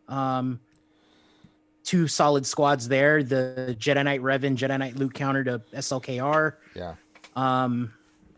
What was it? Sith Eternal. You can gear up your troopers. Vader also works on Sith Eternal. What other non-galactics am I missing? Darth Revan versus who? The 3 Darth Revans versus Luke. Oh yeah. Darth The Darth Revan versus Jedi Master Luke lead. That's a solid counter as well. Those are all characters. I think that's enough, Loki, because those are the main. No, I think that at least we hit on all of them. Yeah. And then you can use there's that Nukem team, the Luke, the Jedi Knight Luke Gas, Jedi Knight Revan led for another Ray team if you really needed to. Troopers can beat Sith Eternal, so that's another one. Yeah, there's just way too many. I think there's a lot, right? Beskar Mando might be one that people are working on. So, but I wouldn't gear him up. I gear up Vader and all them first that I just mentioned. But yeah, there's plenty of counters out there now for the Galactic Legends. You just got to figure out which ones are more of a threat to you in your bracket, in your territory war, and then focus on those counters. But like the Vader counter can be used on 3 of the 4 Galactic Legends. Jedi Knight Revan lead can be used on 2 of the Galactic Legends. There's plenty of crossover with the Jedi and the Vader team to make everything work. All right. Okay. Next question is, we'll give this one to Warrior. Warrior actually jumped in at the perfect time for this. Go ahead and go AFK a second. Stupid. All right, so Warrior, question from Wolfbell. He says, has what CG done this year been good for content creators without the Game Changer program to get them goodwill while they are treating parts of the player base like trash at the same time? Wow. I guess I've been gone enough. I don't know if I would say they treated the players like trash. I guess you know what I mean. Like I've been gone enough. When I came in, I haven't seen a ton of communication. I saw the communication they had on the forums and things like that just recently. Looked like there was increased communication. Looks like there's increased content. Definitely getting a lot more materials and a lot more content than there was just a year ago. So being gone for 10 months, I guess I haven't seen the interaction. So that's kind of a pointed question that I guess I don't I don't know. Do you guys feel like you've been treated poorly in the last year? They've shifted the way, and I was talking about this earlier. They just shifted the way that they're monetizing now. They're definitely trying to milk the top a lot more, which is making middle spenders kind of wonder if it's worth spending, which is kind of just it's a bad situation to be in, right? It used to be that $20 used to be something where you could at least keep up. Now it feels like regardless, you're going to fall behind unless you're spending like 50, 60 a month, and people just can't afford it. So I think that's why I don't know if trash is the right word. It's just a different business model that they're going after. And it's just kind of the new state of the So game. you're saying that either it's like all or nothing. You're either totally free to play or it's worthless to spend anything because you either got to be like a total kraken or just go free to play. I think it's actually a good thing, and this is why. For somebody who wants to spend, they can spend and they can go crazy and they can support the game. And then for everybody else, you can kind of get that defeatist mentality and you can just let it go. And it hopefully will be freeing. And you can just go to the other side and you can just start enjoying the game for the game and let it go. I do, since I've been here though, I do see some like a lot of like every week almost, or every 10 days, they do this like $9.99 pop-up pack that does relic material and crystals and gear. And so, I mean, if you bought 4 of those, it would be basically $40. And if you were to add everything together, and if it was a $40 pack with all of it cumulative, and it was in there, I think a middle-end player seeing a $40 pack with all of that together would have been like, ooh, that's a good middle-age pack. So I think if we were to look at some of that together, you'd say, well, that's good for the mid-level players. So, and that's just one example. So I don't know. I mean, they did the $9.99 pack for those 2 characters for Mando, and that hadn't happened since, I don't know, 2 years plus ago. I haven't seen that. Normally they're $19.99, and they did $9.99 for 30 character shards, which they hadn't done in a long time to kind of get you that jump on the character. And then when they brought the Beskar Mando out, they accidentally, I think, or intentionally dropped that $9.99 pack out again. So for $19.99, you got 60 shards for those characters, which is like double the speed on those new characters. So I don't know. I guess I see things maybe a little differently, but also being gone for 10 months, I know when I was in it, in the thick of things, I was getting pretty jaded as well. So having been gone and having come back, and then just kind of taking things easy and just kind of taking it for what it is, my perception is definitely different than it was when I left. Yeah, no, that makes sense. Loki or Heinze, do you guys want to chime in before we go to the next question? It's kind of just a general state of the game kind of question about communication and player base and all that. When it comes to communication, there's still a lot of work to be done. I'm loving that they're certainly reaching out to other creators generally. We're seeing a little bit of a taste of that. Would be fair to say, obviously, with Operation Metaverse and the recent videos that they've all been doing together with the developers and stuff. We want to see more of that if we can. Doesn't matter who it's with. I think that there's so many people like us right now sitting here in this chat that just love the game and would, we have a passion for it. We wouldn't be playing it anyway otherwise. But I think that, definitely there's communication, not always negative. There's things that there's been a lot of love in the last week or so, especially with the newest Mando event. A lot of people have really enjoyed it and they loved it. And there's been a lot of praise because of it. It's not always, pot shots and negative, views or opinions. I think that we all love the game and we just want it to be as good as it can be. And I think that the more that they reach out and embrace that and create that that relationship with a lot of creators, I think that can only be a good thing for the game, because that means there's more people promoting it. There's more people involved in it. And I think that we all want that. I think we all do. That's, again, maybe I'm looking through rose-colored glasses. I don't know. But keep doing it. Keep doing it. Yeah. Okay. So we'll go back up to the top here to Heinze. So question to you from Nathan H. And the question is, after I take Supreme Leader Kylo to Relic 7, should I go after Jedi Knight Luke or work on Galactic Legend counters? I know he is important for a Supreme Leader Kylo counter.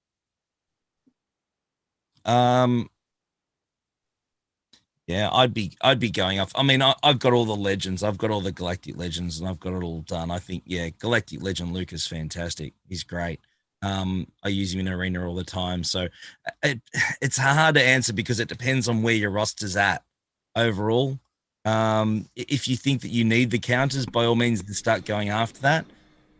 But having an extra Galactic Legend in your arsenal, in your roster, cannot be a bad thing, can it? Yeah, and it gets you closer to another Galactic Legend, which is good, right? Because you go for Jedi Knight Luke, you get closer to Jedi Master Luke. Correct. So that's what I meant. I'm sorry, I said it the wrong way around. I actually got a bit confused. My apologies. But yeah, look, Jedi Knight Luke, I've got him at Relic 8. He hits like a truck. He is disgusting with his damage output. He really is. And yeah, again, you're one step closer to getting another Galactic Legend. Why wouldn't you consider that if you're already on the way to doing that anyway? Yep. Okay. Ranger's back. Hi. So we have a. I almost killed Buddy. Oh, what did Ranger do? Buddy do? Well, I didn't do anything, but Buddy was just being Buddy, where he was barking like a madman, and I'm like, oh God, who's at the? Should have given him your saw. No.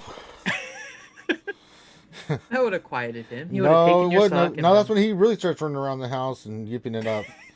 I've acquired something that I shouldn't, and I shall ruin this thing and make a big hectic noise and bark and throw shit around. All right, go ahead.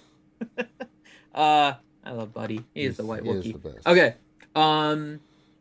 Let's see. So Loki, next question from Sirium. And question is, CG has talked about a Galactic Legend for each faction. Would you want to speculate on Galactic Legends for the remaining factions? P.S. Sith Empire fell under Sith, so that would mean others would be counted into others. So what other Galactic Legends could you potentially see for some of the other factions? Non-Mando related, we'll say that. You may want to wait to this question till the end. Can I say I want a Galactic Legend bounty hunter? Okay, I'll say that. Scoundrel. I mean, if Beskar Mando's not a Galactic Legend, even though he's got the gear of a Galactic Legend, then that worries me because they might do a Scoundrel Galactic Legend of some sort. So they haven't done a Rebel one, so Rebel one would be interesting. They did the Sith, they did the Jedi, Resistance, and First Order. So who's left? Empire Galactic Legend. So any kind of a trooper, a rebel, scoundrel, or bounty hunter, I think would be my next guess on this. Say no more. Say no more, Loki. Yeah, I don't want to get into spoilers. I'll bring the question up. Yeah, I'll bring the question up again during the latter part here. Sure. So next question. Okay, I'm trying to just see. We're getting a lot of Mando questions now. Okay, Bad Rongo. Ranger, I'll give this question to you. Oh, Christ. So, question. Knowing that we can't discuss the Mando season finale, has Mace Windu gotten a rework yet? Stab yourself, fool. Really? Not like you're good anyways, Mace. Thank you, Heinze. You're welcome. I need to justify a response to that. Although he did Relic 8 his mace. I mean, just awful. First in the world to Ram take Mace to like 8. What a stupid boy. Yeah. He is. Yeah. It hurts my heart just to think that there's a Relic 8 mace running around. It'll make his ship really good. My guild has the first Relic 8 Tusken, though, so who am I to judge? Let's be honest. Yeah, that's not good either, Heinzie. You're gonna have to control that shit a little bit more because that's outrageous. All right. I don't tell people what to farm, man, within reason. If it makes them happy, then do it. I guess. Sure, let's go with that. Mm. Yeah. All right, next question, Finn, because that's how dare you? we're getting a lot of spoilery questions, so I'm trying to. Any that are see if we have non-spoilery, yeah, we'll do those. Yeah, don't wake up the spoiler police. They're gonna get mad at us. We might have to shift into the spoiler. That's why I hit up Heinzie yesterday. I said, dude, I want to go on your stream if you're gonna talk spoilers. We did. I want on, and it was like so good, man. When you did that, I ran out of room. Mm-hmm. No problem, man. No, that was fun, man. When you guys did the spoiler section, I thought that was so fun, and Gom left, and I was like, leave. Let's talk. Let's do it. It's like I can't hold back any longer. It's killing me. I know. All right, so Finn, do we want to just go into the spoiler questions? If that's the vast majority, we can just pimp everybody's stuff and do that. I think so. Yeah, it's getting harder. Out of control. It's everyone is ready to talk about it. Okay. All right, so let's pimp everybody's stuff, and then we'll get to the last section, which will be the spoiler talk. So, as I always say, follow these wonderful folks. They come here on a Saturday morning. I'll go ahead and pimp Clash's stuff. You can check him out, Clash DOE on Twitch. I think he's got a YouTube channel as well, so you can check him out. So please go check out Clash stuff. He was here for a little bit. Heinzie, where can folks check you out at? Heinzie ANZGC, not hard to find. Just look for a dodgy Australian. Not hard to find at all, really. Yeah. We're all over the place in Twitch and obviously YouTube. Not hard to find, guys. As I like to call him, the Charlie Brown of the Outback. Warrior. Yeah. Warrior, where can folks check you out at before we get into the spoiler stuff? On YouTube at Warrior Presents, and on Twitter, of course, at Warrior Present. All right. And then, of course, you're watching this on RSG. Hit the thumbs up, folks. Got 110 people watching. 33 likes. Can we get to 50? Come on, hit the thumbs up. Come on, guys. Come on, guys. We need more money. Come on, hit the thumbs up so we get more money. So we're watching RSG. We'll have more stuff for you right after this. Okay. For those that have not seen Mando, Season 2, and especially the latest episode, this is your warning. I'm just giving you time right now to get the fudge out because we're going to go into hot and heavy spoilers. Now, if you don't care about spoilers or you've seen the Mando, there you go. But please get out because we're going to be doing spoilers. This is your only warning. And as I said, tomorrow, someone just brought it up, like they hadn't even seen season 1 of the Mando. I may just do a full day of Mando tomorrow on Discord because the first season has a lot of 30-minute episodes, so I might be able to pull that off. So all day tomorrow, I'll just be running the Mando in the Discord. You guys come watch it. That being said, last call.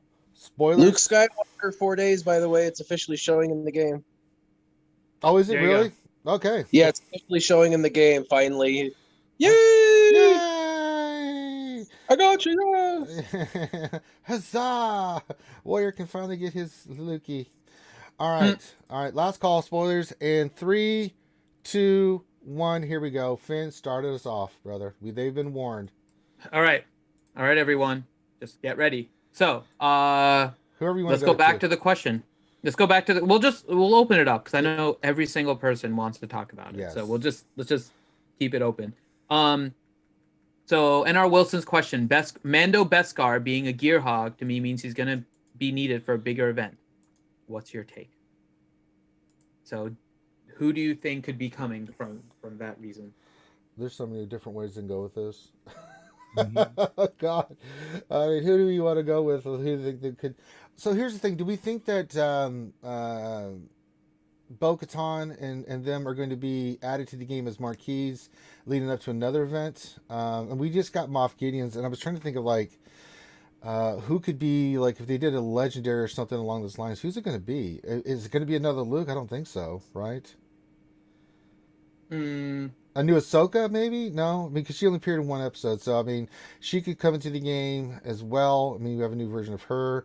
I just think they made a big mistake in the game. Honestly, they could have waited for Beskar Mando. They could have literally waited and released Beskar Mando with the dark saber after And the episode spear. 16 as a Galactic Legend. Yep.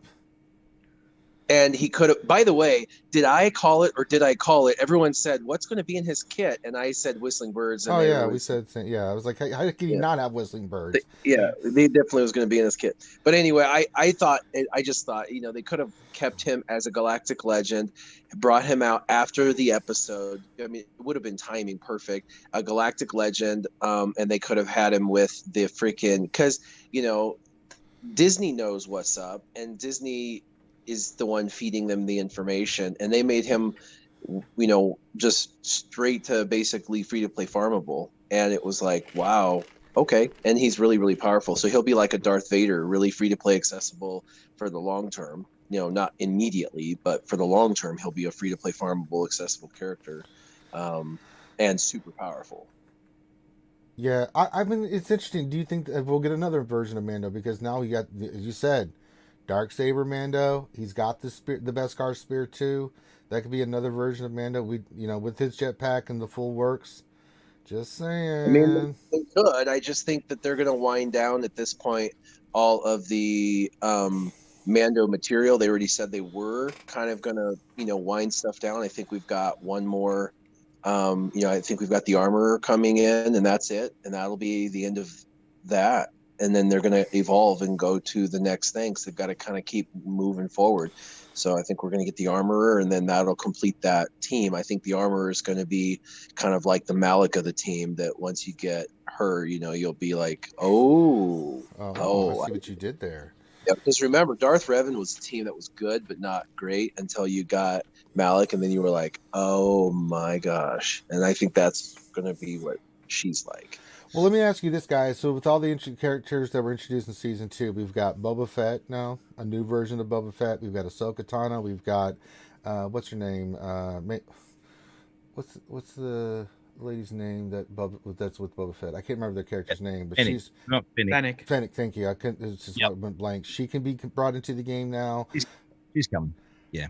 What about Dark Troopers for the Imperials? Bring them. Oh my god! Yeah. They're gonna be so cool if they're like droid Empire, just freaking ridiculous. Droid who Empire, else? Troopers, everything. Just load them up. Look, so the chat brings up a good point too. Is we're still getting Season 1 Mando characters. I know, right? So yeah, It'll be next year when we get those. Yeah, it's gonna be nuts. They're gonna go floodgates on everything. Yeah, if those Dark Troopers are Imperial Troopers as well, they get that tag. That'd be pretty sick. Yeah,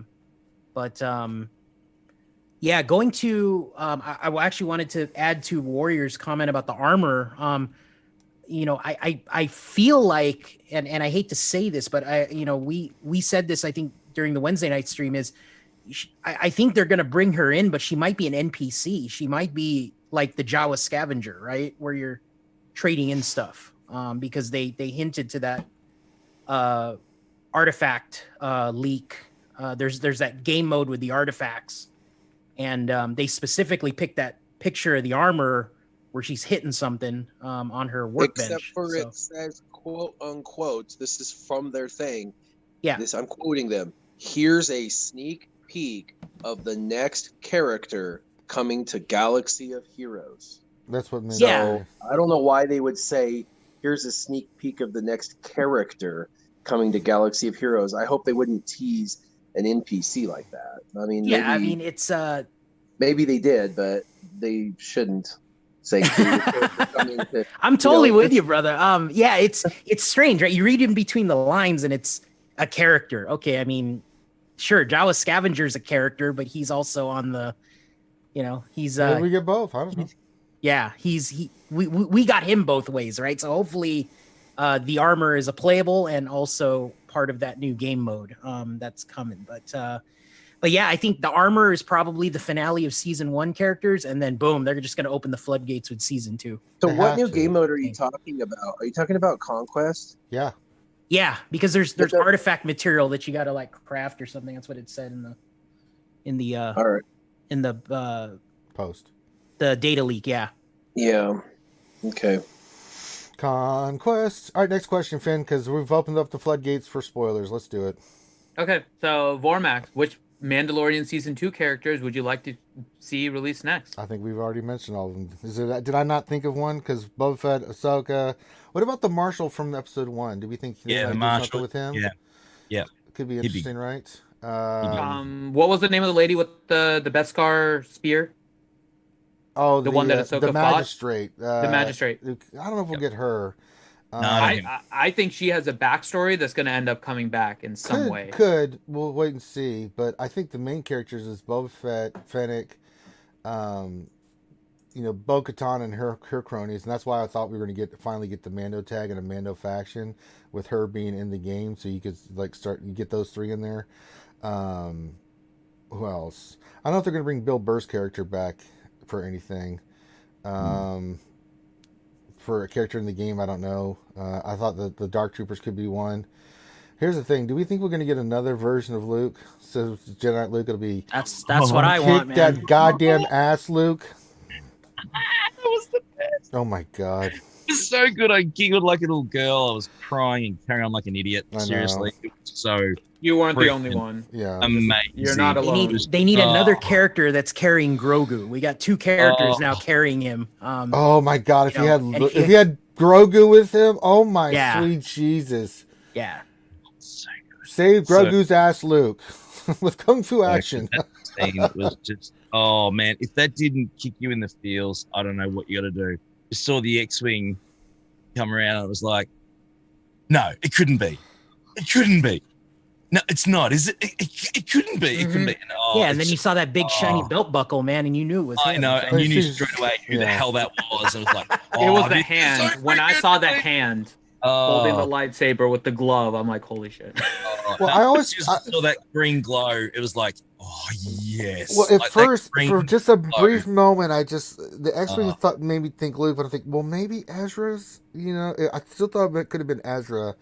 But yeah, once they started revealing all the other stuff, I honestly thought there was a split second. I thought it was going to be Kyle Katarn or something. Yeah, it could have been. Remember the old Dark Forces game? Oh yeah, with Kyle Katarn and he's beating the Dark Troopers. I mean, I played that game when I was a little kid, and there was a split second, and then sure enough, it's the hand and the Force Crush, and you're just like, come on, man. I mean, that hallway scene. But the saber was his too. So you recognize it in that hallway scene, just like they did with Rogue One. Papa, like father, like son. It just goes on the hallway wrecking. It was just unbelievable. Oh, so good. It was very. Did you guys notice? It was very like Rogue One when he came out of the elevator. Yes, that's exactly what I just said. Yeah, with like father, like son. Exact, man. Yeah, Vader's was more brutal Luke though. Just never, ever got his moment. No. Ever. Yeah. Robbed him. Every movie they've robbed him. And Dave Filoni was able to finally give Luke his moment in time that everyone has always waited for. And it was very Rogue-esque, Rogue One-esque, and gave him his moment in time. And I know some people are online complaining about the deep fake, but, it was, who gives a crap? It was amazing. They did an awesome job, and it was his moment. I mean, I was like, literally like shaking when I saw him doing it. I was like, they're doing it. They're giving him this moment. Giving him this moment. Yep. They're giving him this moment. You know what I mean? Like, this is what I've been waiting for since, 81, for him to have his moment, because he needs to have a moment. And, after the first movie, I was like, okay, he'll have a moment in the second movie. And it was like, well, not quite. So, and it's like you're waiting and waiting and waiting and waiting and waiting and waiting and just nothing. So anyway, it was everything I wanted it to be. And it was exciting, and it was exhilarating, and to see him be the one, because I thought Ezra too. I thought, okay, it's an X-wing, they're going Luke, and I was like, no, but they're not going to do that. That's too obvious, and they'll have to deep fake it. And it was last minute, and there's no way they're going to do that. So it'll be Ezra, like I thought, because Thrawn is the guy that they talked about. So it'll be Ezra and Thrawn. So it's got to be Ezra on the X-wing, and then. Of course they bring in Luke, and I was like, oh my God, they freaking went there. And of course, then the elevator, and they're all standing there, and I was like, they're going to do a Darth Vader scene, but with Luke. This is nuts. And it was unbelievable. Everything I wanted it to be as a fan. And it's next level. The whole thing was next level.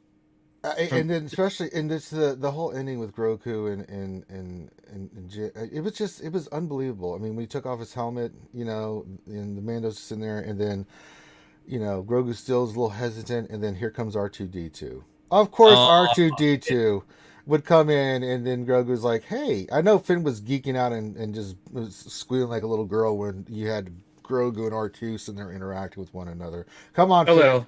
Yeah, you were rubbing your nipples. I know you were. Those are the cutesy stuff that Finn loves. But that was so emotional. It was so impactful. I mean, the fight between Mando and Gideon was unbelievable. You know, it's a small little attention to details. Like I said last night on your stream, Heinze, when that Beskar spear is getting heated up by the dark saber. We have the whole dynamic now of what season 3 is going to be, because we've got the one story with Boba Fett, because we saw that special, the extra ending where Boba Fett just, oh my god, he did his Conan moment. Sat on the throne. See your enemies clash, see them jumping before you, and elimination of the women. Like, you go, Bubba, you go get that shit. But now we got the dynamic too of Mando and Bo-Katan. He's promised to go help her retake the planet and all this stuff, but a little bit of a problem since he's got the Darksaber now. So how that's going to play out. So I think it was so well done. This whole season just had so many moments. I mean, with Ahsoka, when we first got Bo-Katan, I mean, just so much good stuff. I mean, episode 1 was fantastic. The only one that this season that was it was okay was episode 2. That was one with the spiders. And it was okay, you know. Yeah, that was a filler episode. That was the Baby Yoda show. That was I mean, it was funny as hell because he kept eating the damn eggs, and I know that was another moment Finn was rubbing his nipples. How many did you eat? So, all right, more questions, Finn. We're hot and heavy into the spoiler shit, so let's go all the way in. Okay. So let's go to the one Loki had. CG has talked about galactic legends for each faction. Who do you speculate will be the galactic legends for all the remaining factions? We talked about these. I mean, we've gone through a lot of these, so they can do Luke. So new version of Luke for sure. I mean, he can come with everything, right? He can come as a ship. He can come. I mean, they can do a whole package and people would buy it, or farm for it. Boba Fett. I mean, Boba Fett was badass. I love. Oh my god, everything. that episode with Boba Fett where he took the gaffy stick. Oh, yeah, everything about Boba Fett, just incredible. I love I love he does Slave One. Yep. I thought that was just epic. Just staying true to his call. Just doing his thing, surviving, and it's just incredible, man. So yeah, that's where I think a bounty hunter or a scoundrel, galactic legend Boba Fett, or he's both. That would be good. Do we have a galactic legend that's multiple factions yet? Because that would be an opportunity. No. I don't think so, right? Like we don't have like Kylo is just First Order and Rey is just Resistance, and I don't think Sith Eternal is Empire. No, he's just Sith. So yeah, that would be an opportunity right there. Maybe have a Boba Fett that does both. He's a bounty hunter with a payout and he's an effective scoundrel. That would be cool because then you can have him have synergy with Mando, with Beskar Mando. So that would be kind of neat. I mean, Empire, they already said Thrawn. I mean, if you get Galactic Legend Thrawn, I think people would go apeshit over that one. I mean, I would. That would be epic. They already got Gideon in the game, so I probably won't see him. But, those are the 3 obvious ones I wanted to mention, during the regular segment. I'd be good with any of those right there. Bo-Katan, I mean, is Bo-Katan, could she be a galactic legend? I don't know. I don't think so. I don't think she would be a galactic legend. I think they would. She's pretty legendary. I mean, she was in more episodes of Star Wars and more shows than Rey. So she definitely has an interesting backstory. So I think she's gonna be in the game. But yeah, maybe you're right. Maybe the Galactic Legend's too far. But those would be my top 3 though. It's gonna be Boba, Luke, or maybe Thrawn, or maybe Ahsoka. Man, Galactic Legend Ahsoka would be epic too. So. Yeah, she was pretty pimped this season. Yeah. All right. Okay, let me start looking at more of the questions here. There's a few of them that have come in. I'm trying to see which ones we haven't particularly addressed, though. Okay, let's talk about the end. Nightmare question: where does season 3 of Mando go now? Can the show survive being as popular without Baby Yoda in every episode? And are you excited for the book of Boba Fett? That end credits was just awesome. Oh, it's so good. And it was so good. It Boba was Fett just taking his throne with Fennec sitting just on the there, side. That kicking was back, relaxing, just, you know. It was funny seeing Bib Fortuna all fat like that. I know. Yeah, I was laughing. I was like, "What the hell happened to him?" So hopefully Boba doesn't get fat, right? He's been That would in be a hilarious. pretty good paddock. He's been in a good paddock, absolutely. You know, but then again, Boba was rocking the dad bod as well. So, you know, like there's definitely a theme there. Yeah. Yeah, look, obviously I think we'd all love to see certainly an offshoot with Boba. I mean, you know, even just with his the armor just painted up, just looking fantastic. I think it was brilliant. It really was. And where that storyline can go would be absolutely insane. Back to Bo-Katan before, that could even be another epic confrontation. Maybe that could be like a gas type event, possibly. I think that could be pretty cool.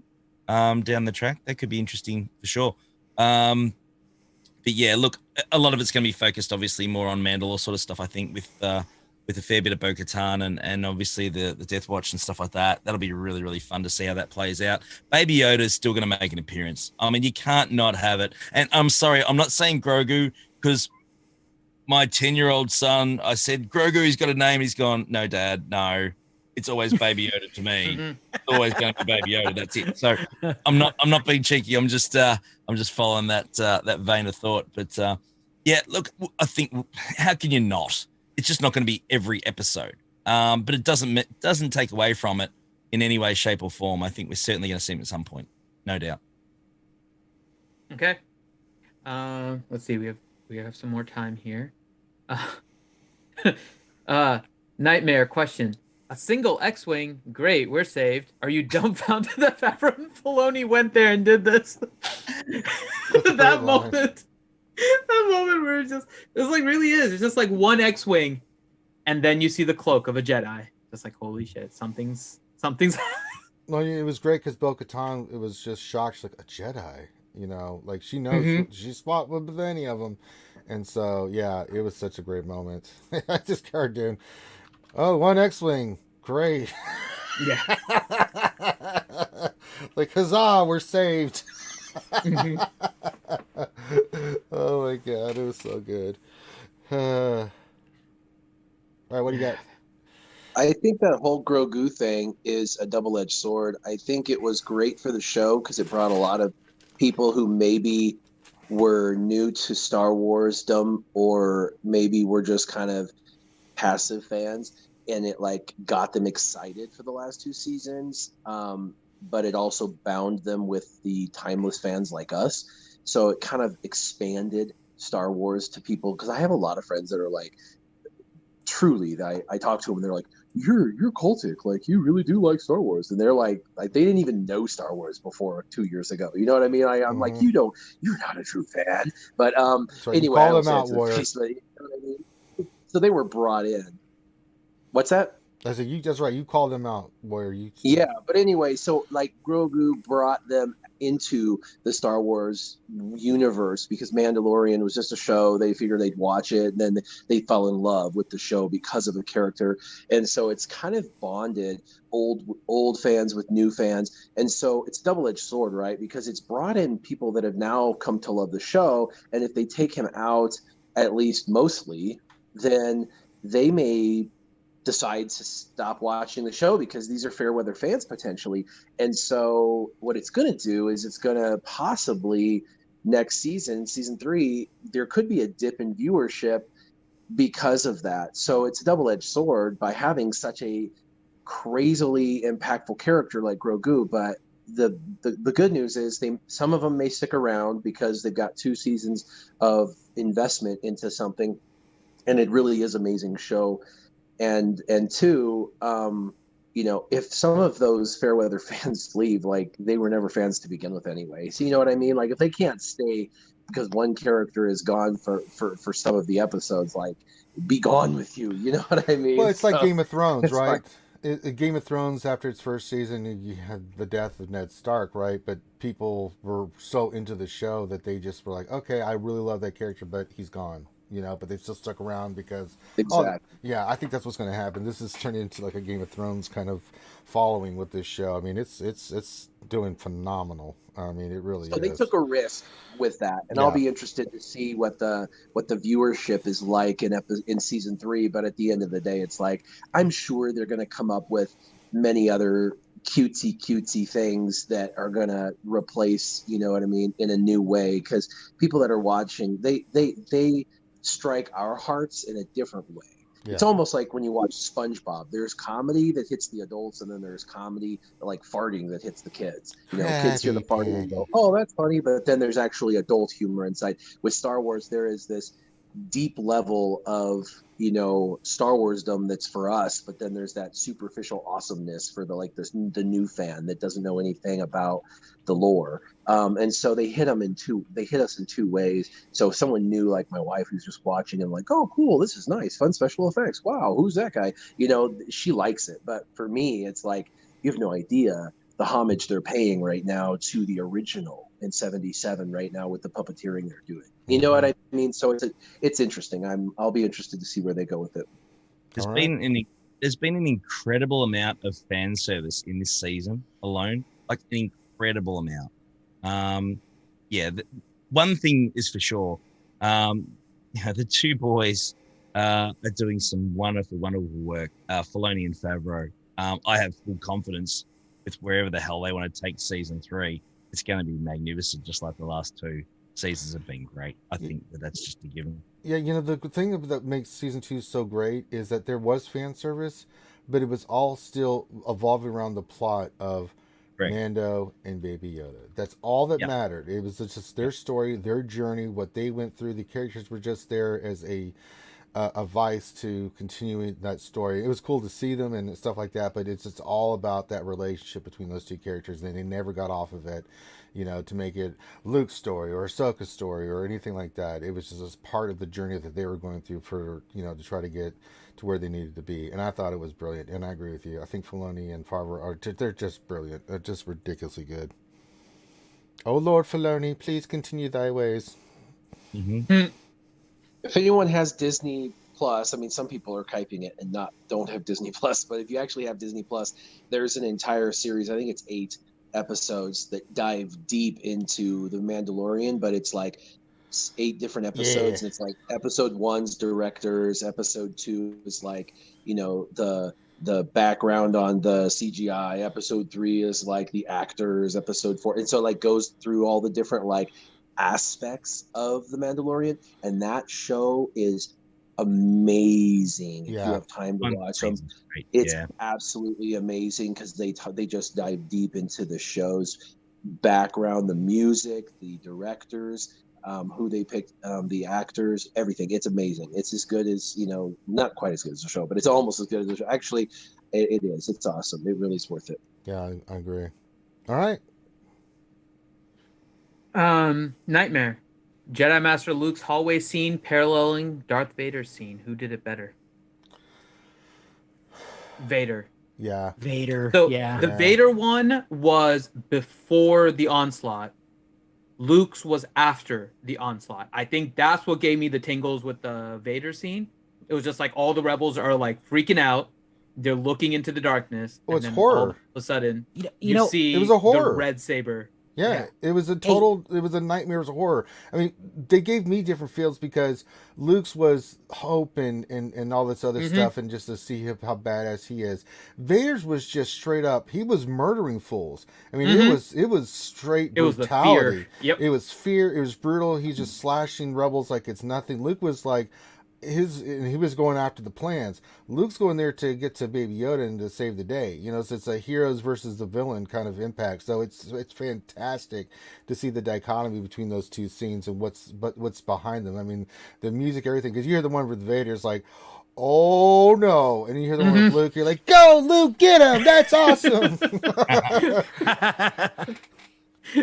Finn, you should overlay the Vader music on Luke's scene and see if it makes a difference. I think it was about the music. I wasn't a fan of the music, but what like the Vader one was just like what you said. It's very horrific, right? It's like, oh my goodness, you know. But then the Luke one was kind of like, yay, like what Rangers said, and it was all about the music for me. But it was. I think you know what Ranger said is also partly true. Like, can you imagine that scene? And I imagine this was done intentionally with that idea of like hope versus fear, right? Where Luke's lightsaber came into view when he was there to like help the Mando and the team. But can you imagine if there was just like a hallway of those freaking troopers, and then all of a sudden from the darkness you see Luke's green saber and he just goes through and starts like mowing through all of them?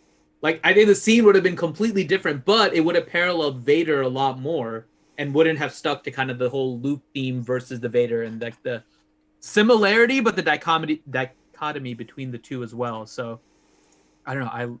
I love that scene though. Yeah. But I think Vader did it better. I think that one guy screaming, "Help us!" Yeah, knocking on the door. Yeah. I mean, you could see the terror. I mean, and wouldn't you be terrified? I mean, they're firing, they're trying to punch Vader, do all kinds of stuff, but he's just like, no. Mm-hmm. He put one guy in the air, forgot about him, killed a couple other guys, came back, wow. You know, it's like, oh my God. Just, Jesus. Well, that's a really good point. Vader's fighting humanity. He's fighting humans, whereas Luke is fighting robots. And not just robots, but some of the most brutal, probably some of the best ever built in history. And he's just decimating them. But they're emotionless. And so he's fighting an emotionless battle, whereas Vader was fighting an emotionally charged battle. And so between the emotions and the music, there is this overwhelming sense of emotion, of raw negativity that's happening with Vader, whereas with Luke it's like, you know, dun dun dun, he's coming to save the day. So you know, your emotions are different for sure.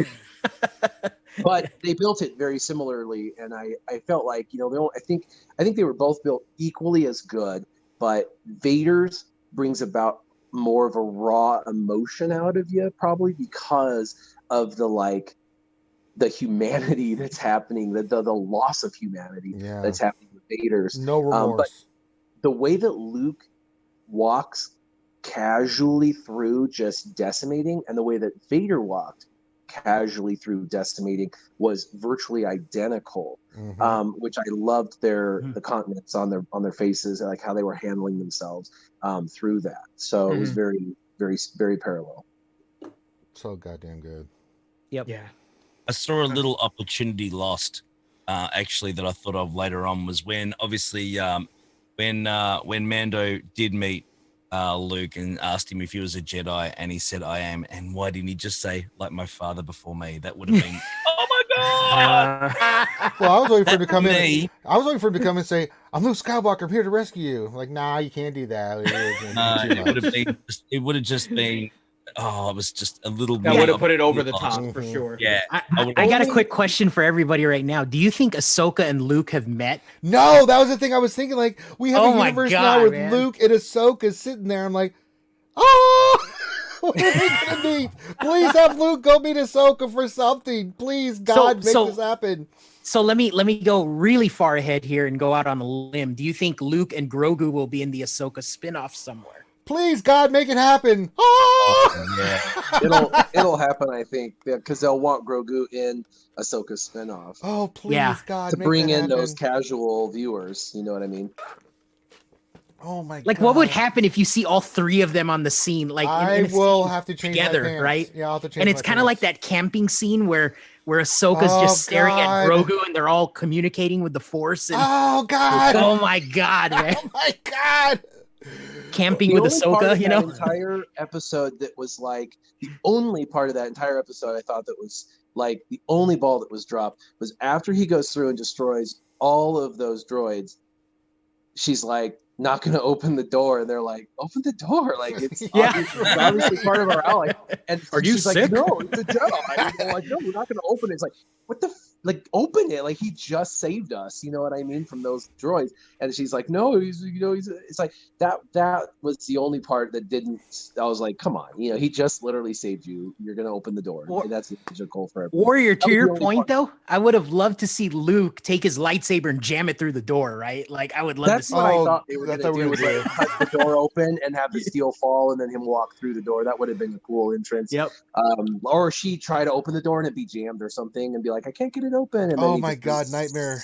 Do you see what Nightmare? Ahsoka can tell Luke about his father before he turned bad. What kind of scene would that be? Oh wow! How Oh my God! Please, someone write that to Filoni. Please say, oh my God! I know it's fan service, but go tweet it to him now. Go tweet oh it. my God! Yeah. Jesus, that would be unbelievable to see a scene like that. Like, tell me about my father. And she's just like when she was talking to Ezra in that one scene in Rebels, just a brief moment where he was talking about how and you can tell how much Ahsoka loved Anakin, right? And how much it hurts her to see what he became. And we saw that in this season when she was talking about not wanting to train Grogu for that reason. So, oh my God, that scene would be just unbelievable. Oh my God, make that happen, Jesus. Oh God, I just had a lady boner. All right, I'm out. You guys have a wonderful. All right, Warrior. Saturday. Thanks for hanging out as Peace always, out, buddy. Merry Christmas. Merry Christmas. Happy holidays, buddy. Yep. Next time we talk, I should have my Jedi Knight Luke. Luke. Oh, Yay. Luke. All right. Let's do one or two more, and then we're gonna go do some GAC fat time. Okay. Give me 1 second here as I'm refreshing. Sure. And we're getting. I think a lot of them are kind of the same, so that's the thing. That's okay. So if we have it, we have it. We don't, we don't. I think we've covered quite a lot here. let's see. Do you think Ahsoka will be in the new Kenobi? No. Hmm. We Yeah, know I Hayden think so. Christensen is, and I'm excited about that shit. I'm super excited about that. But Ahsoka, possibly. They did say, though, that the characters were going to... There was going to be a lot of cross, So at the end of Clone Wars, right? The last scene was Anakin picking up Ahsoka's old lightsabers, right? Yes. So he thinks that she's dead, right? Yes. That's the... And then how did she... Like, we don't know how she built her new lightsabers? Yeah. At least I don't know how. Yeah, I so... do. It's in the books. It's in the books. Okay, yeah. So I mean... Yeah, it's in the books how she gets the new lightsaber. But that's the timeline, right? The Kenobi series that's basically the timeline. It's 10 years of like after... It's 10 years after Revenge of the Sith, and that's where it starts off with the Kenobi right, series. and before Rogue One, though, obviously. Before Rogue One and Rebels. So it's possible that a younger Ahsoka meets up with him. I mean, she would still be... that she would be an adult by then, by the time 10 years after that. So she would be in her late 20s, early 30s at that point. So it's possible that Ahsoka met Obi-Wan. There's nothing saying that it couldn't happen. And she did have her lightsabers, but she was very much on the down low at that point. So I for sure I could see that happening. No doubt about it. It wouldn't surprise me. So you're talking she met Obi-Wan in Tatooine, right? That's she could have. She could have, but she didn't know where he was. Same timeline, so. Yeah, it's the same timeline before she, maybe she started to become Fulcrum at that point. We don't know. There's a lot of stuff that they can do, and so they're going to do a lot of crossover with the series and stuff. So we'll see what happens. Okay. Did Maul and Vader fight again? No, they never fought again. Not officially. I mean, I don't think they ever fought. I don't think they ever. Or they never fought, right? They never fought. I mean, but they were alive at the same time. Right, but Maul wanted nothing of Vader. You remember in Rebels, he could sense him. He's just like, yeah, I ain't fighting that dude. I mean, he wanted to. Remember in his season 7 of Clones, he wanted Ahsoka to join him to go take out Anakin. But that's when Ahsoka was like, "All right, you've gone too. I'm gonna kick your ass now. You don't know Anakin." Okay. Let's make this the last question. So, Okay. Nightmare, what was the more tear-jerking scene? Seeing Luke finally being a badass Jedi and not some hopeless hermit on a mountain, or Din Djarin removing his helmet to say goodbye to Baby Yoda? it was the helmet for me, man. I mean, Luke, I was just hyped. I was just like crawling out of my chair, and I was giddy and emotional about it. But that scene with Baby Yoda when he touches the helmet, and then Mando Remove the helmet, and then he touches his face, and the way Pedro played that scene was just, that whole entire thing was just unbelievable. I mean, such great acting, and who would have thought that little puppet could show so much emotion, and just where you're just like, Jesus Christ. Yeah, it was unbelievable. If I don't know for me it was. If you didn't get emotional over that, honestly, I got emotional on the walk away. Yeah. So when he was getting into the elevator, and a lot of that was the music, the music at that point as well in that scene just really just. Oh, you can see the tears in Pedro's eyes too. He's saying goodbye and gives him the nod. So that's the thing. That Grogu's eyes are also kind of like reflecting. Yeah. So it looks like he has tears welling up, and you see his little right hand just kind of move like he's waving by, and that little second right there is what got me. Like that's where. Like I started to well up a little bit, right? Right at God. That. Like it was touching to see the helmet scene, but when he was going away, like the last time with Luke, that's what got me. Oh my God, Loki. They're good. I'm actually I got a little choked up when it's just Luke, man. When Luke, I think when I saw the belt buckle and saw the green saber, and there was the back. So it was he was walking into the main hangar. Yeah, with his robes. And so it's the robe, the back of the robe. I think that was when I was choked up the most. Because that was just, I was looking at it. I go, dude, I thought it was Kyle Katarn, and then it did that, and I was like, no, dude, they went for it. And I hate to say it, it's the safe route, right? Like everybody wanted. It was a great way to. Filoni knows what we want and what we need. He's correct. So good at it. But. I thought they were going to throw another curveball Jedi at us, and do you think it would have had the same? I'm happy either way. I think it would not have had the emotional impact because we all wanted to see Luke kick some ass since Return of the Jedi, and they knew that, and that's what Filoni's so good at. Him and Favreau, they just know what we want and what we need and how to pull that shit off to where we're just like so satisfying to see that shit and just to see Luke just wrecking shit. It was, oh my God. They know how to hit our emotional buttons. They push them. Yes. God damn it.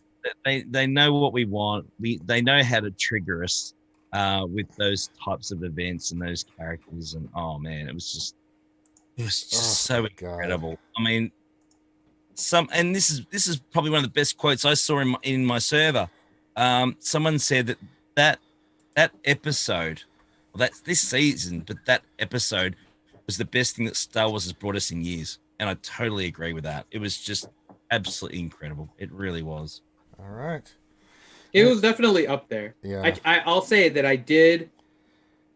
I know not everyone did. I enjoyed the Han Solo movie.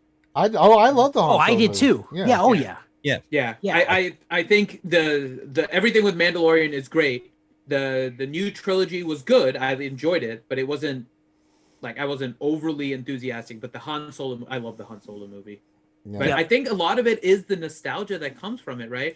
Seeing like Maul just even mildly return was just mind blowing. I mean, of all the new movies, Woody Harrelson just a great actor. I just love he was good. Woody He was great in that. so that also helped me as just loving the movie. Yeah, for me it was Rogue One. That's the newer movies that just hit me in the feels in so many different ways. I mean, such a great movie. In the last 45 minutes of that movie with the oh my God, the Ballad of Scarif is unbelievable, man. It's just so powerful. So for me, Rogue One is taking the tops. It's Rogue One and then Empire for me. For still my two favorites. But no, I love the Solo movie. I thought it was I enjoyed it. I thought it was a lot of fun, and it was good. I don't know what you want me to, better than some of the other stuff. I'd say that much. So, but let's not open that can of worms. All right. So, all right. We talked a lot about spoilers. I know you guys have been waiting. Guys. So there you go. So with that, now remember, so for the rest of the so here's the schedule for the rest of the day. Me and Loki are going to go jump on GAC. Heinz and Finn are allowed to hang out if they want to. I don't know what Finn's doing. I'm going to go buy a new car. All right, Finn's gonna go Hey, buy a new congrats. car. Yeah, Buy a Tesla. Yeah. No, I know which one I'm getting. I was looking at it, but I don't want to wait. I kind of want the car now. do So it I'm now. getting a Buick. Go buy a Encore used GX. Tesla. Yeah, buy used Tesla. No, Yeah. I'm getting a Buick Encore GX. I'm pretty sure. Okay, that's a nice. Hey, car. congrats. Yeah, That's very great. Nice. Yeah, Yeah, go that's get awesome. the car, new car. Heinz is going to go to bed because we know he's been Yep. up and it's time for him to get some rest before he goes and makes pancakes and breakfast for the kitties. Mm. So it'll be me and Dude, Loki. he didn't even change his shirt, man. That's the same shirt from last night. It's got beer and sweat all over it. I may need. He's been awake. I haven't been to bed yet, man. Seriously, I've been going since. Man, you are amazing, man. No, Say that. no, hell no. That's why we I love love Heinz. so much fun, but no, it's been a pleasure to come and hang out. I really enjoy this. It's great. Yeah. So, thank you for So me and Luke are gonna go over to GAC. We'll get Thane's monkey ass in there. I've already set up the event. So guys, come on over to Twitch. We're gonna do GAC for a few hours. We've got me, Loki, and we're gonna help Grande like we've been helping poor Grande trying to get his shit squared away. It's been a lot of work there, Locomotive. I think we've improved this shit greatly. You're doing good, man. My hat's off to you for taking the reins of that thing. Because me and Thane both looked at it like, all right, Grande, we've had enough of this nonsense. All right, I guess let's let us get in there, do what we do best, man. We'll get you squared away. You know, especially as we saw his first round of GAC, we're like, oh hell no. Your shit's too good for this to be happening. It just needed a remod and stuff like that. And you know, Grande's busy, so we don't mind helping him out. You know, he's got a lot of stuff going on in real life. So a lot of GAC fight action. So if you're ready for some GAC fight action, get your ass over to Twitch. I got the event ready to go already. So we'll do that for a few hours, and I'm going to take a little bit of a break, probably drink large copious amounts of alcohol, and then barring anything that I'm not aware of, Finn, is everyone's still good for tonight, right? Yeah, we're good for tonight. Tomorrow, we'll see. It's not looking too good, but that's okay. We'll figure it out, right? And then tomorrow, as soon as I get up, I'll start season 1 of the Mando and just play it all day for you guys. So you guys go in at any time and watch the Mando if you want to watch it and binge it and stuff. It'll be running in there, and then maybe we'll take a break to do some Star Wars stuff online on Twitch, and then I'll keep running it the rest of the night as well. And then tomorrow night, I'll probably be on the Rearmont stream. I'll see how I feel. If I'm too tired, I'll be like, I may take a break from that. But we'll see. So, XO, you leave me and my Buick alone. that's right. I'm going to drop out, guys. All right. Everyone. Yeah, we're all dropping out. So let me Okay, in the stream. so everyone- Let me ask one question to close us off. Yes. One question, Yes. okay? Because it's a question from Estillo. I Uh-huh. know Heinzie loves Estillo too, and he's yeah. always loves Estillo. Okay, Okay. so this is what we're gonna end the stream on. Mhm. Do you think our next Galactic Legend could be a ship like the Razor Crest? No. Ooh. No, Galactic Legend Red 5 if there's going to be a ship. Absolutely. Ooh, yeah. Yeah, Galactic Legend Red 5. I'd whale on that mother every day of the week. Every I'd day have of to the change week. my pants again. Yeah. There we go. Have a great Christmas, everyone. I'll Yeah. see you after. Happy Have a holidays, great- Heinzie. be nice and safe. Yeah, All right, happy holidays, we're happy New Year, out. guys. We're out. We'll see you in a few minutes for GAC.